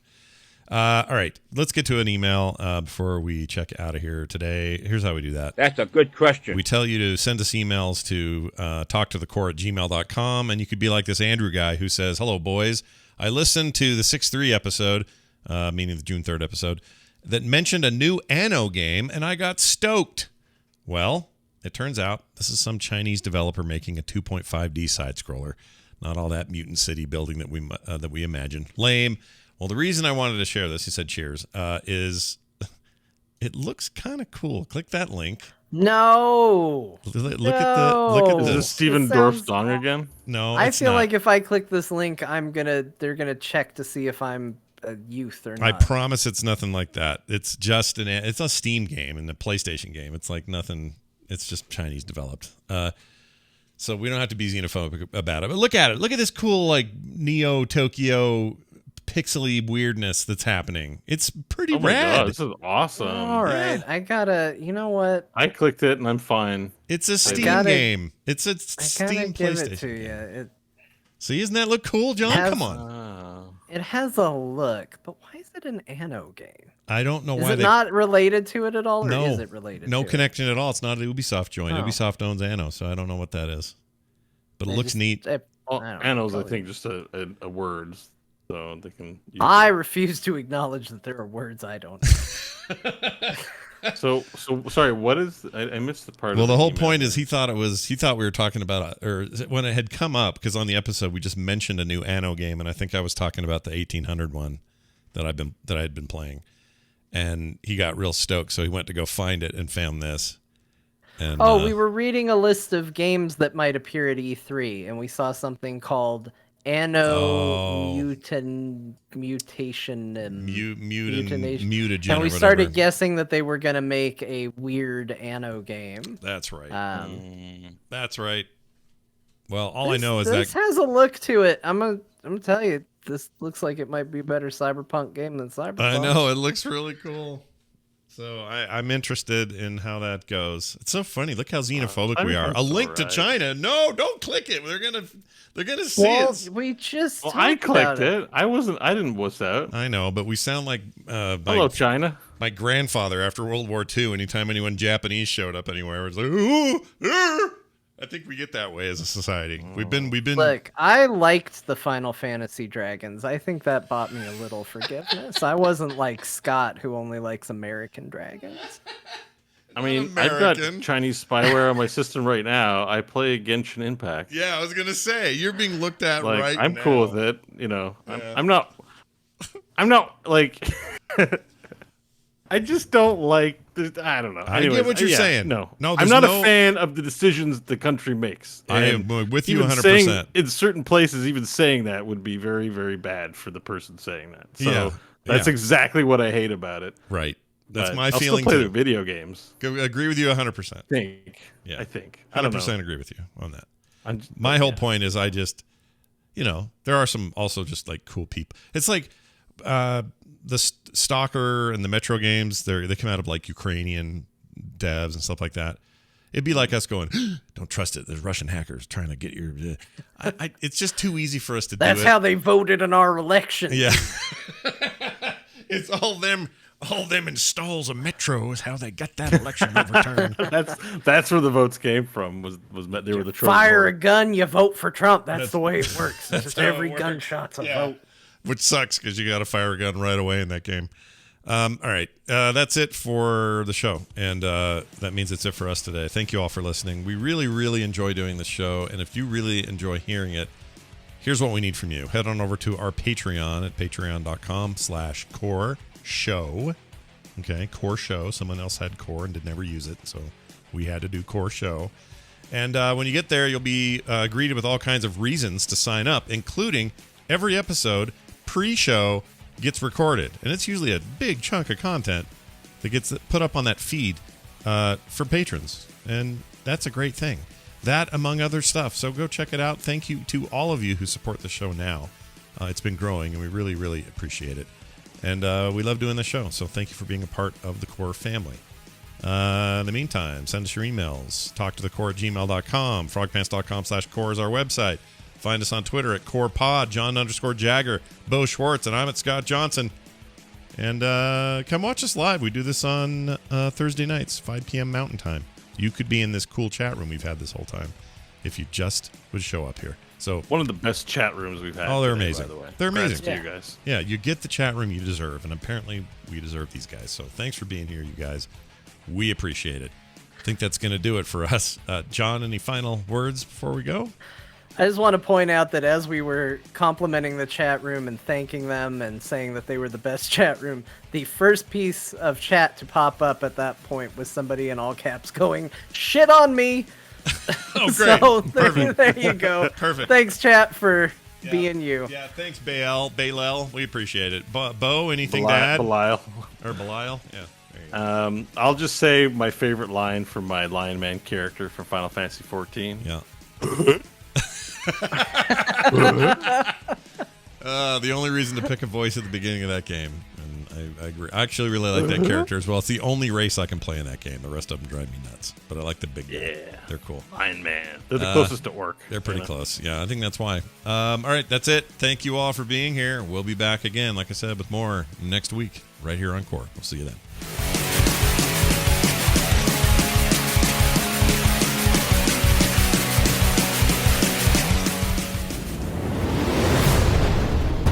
This show is part of the Frog Pants Network. Yes. Get more at frogpants.com.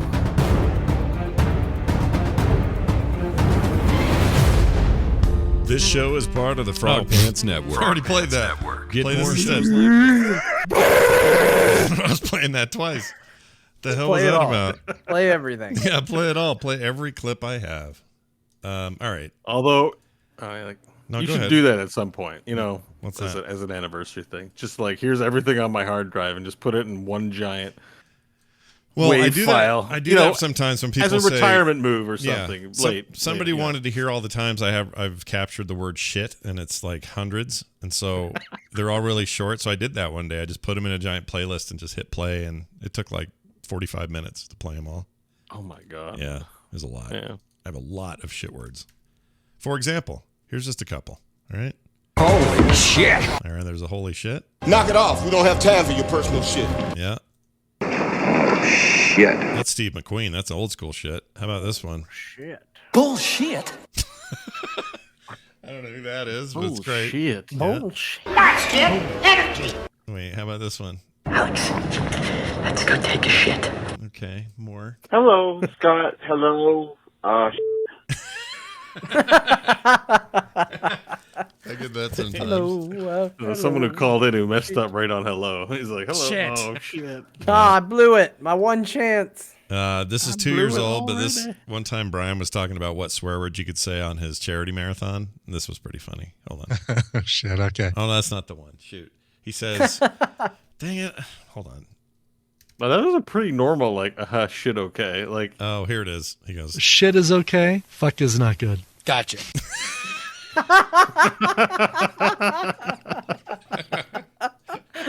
I don't think I've ever heard Brian say the Oh, F he word. does There's it all the something time. about Brian swearing. I know that, he does, Like turns it but- from. It turns it non-offensive. Yeah. Like yeah. you could hear him start swearing in church, and people would just nod and go along with it. It's Yeah. really I have a good. couple of those. Here's him doing this one. I've listened to fuck's TMS.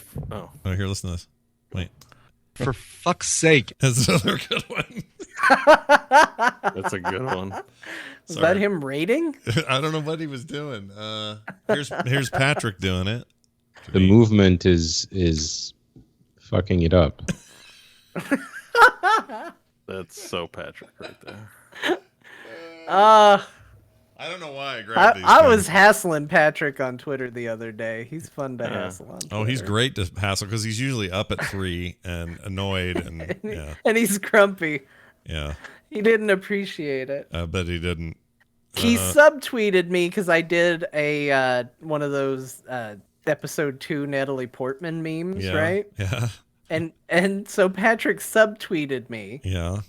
because I knew I had done one recently, and he posted a tweet about how like he doesn't like the meme, and then he posted his own version of the meme that was like, so it's just the same thing in panel 1 and panel 4. Yeah. So I made a new one where Anakin's looking at Patrick's tweet, and then Padme says, now that people know I don't find the meme funny, they won't post it anymore. And then in the 4th panel, they won't post it anymore, right? I thought he'd laugh. He didn't even give it a like. He just said, you've made the world a worse place. Oh, Patrick. he gets a little funny with stuff like that. Yeah. It makes me so happy. It should make you I'm happy. so proud. Here's one time John said something funny. We really pulled a boner on this one. Yeah, I don't remember what that was for, but I enjoyed it. Oh, that was Hello, probably this- Heroes thing. Let's see, what's this one? People are going, ah! And So I've got so much John stuff, so much boast. I don't know why I capture any of this. It's just my ear hears a thing, and I immediately go, "Oh, we got." I love that you do it. We got to get that for later. Feels like gold. I'm mining for gold. I wish there was cryptocurrency in this, but there's not. there's gold in them Core coin. recordings. Gold. Oh, core coin. Core coin. Patrons. Holy listen up. shit. Core coin. You guys Core heard coin. it? You heard Core it here coin. first. Let's do it. Core coin. All right, I'm going to go eat before I pass out. Oh, wait. Yeah. Wait. Yeah. Are we canceling the meeting today? Oh, is there a meeting? Well, Scott never responded. Oh, I didn't know there was a meeting. There's a meeting? I don't think he ever went back into the chat. Oh, I didn't know there was a meeting. And When's the meet? What?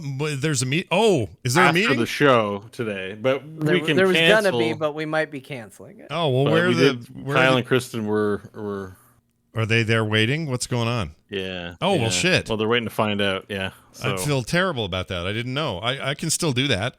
Let's. it doesn't have to be a long one, but That's what she said. but Okay, well let me do this. I'm gonna That's what Stephen Dorff said. I'm gonna just kill the stream. I'm leaving you guys. Bye stream. Bye stream. I'm leaving the stream. Oh, I'm still recording this. Jeez.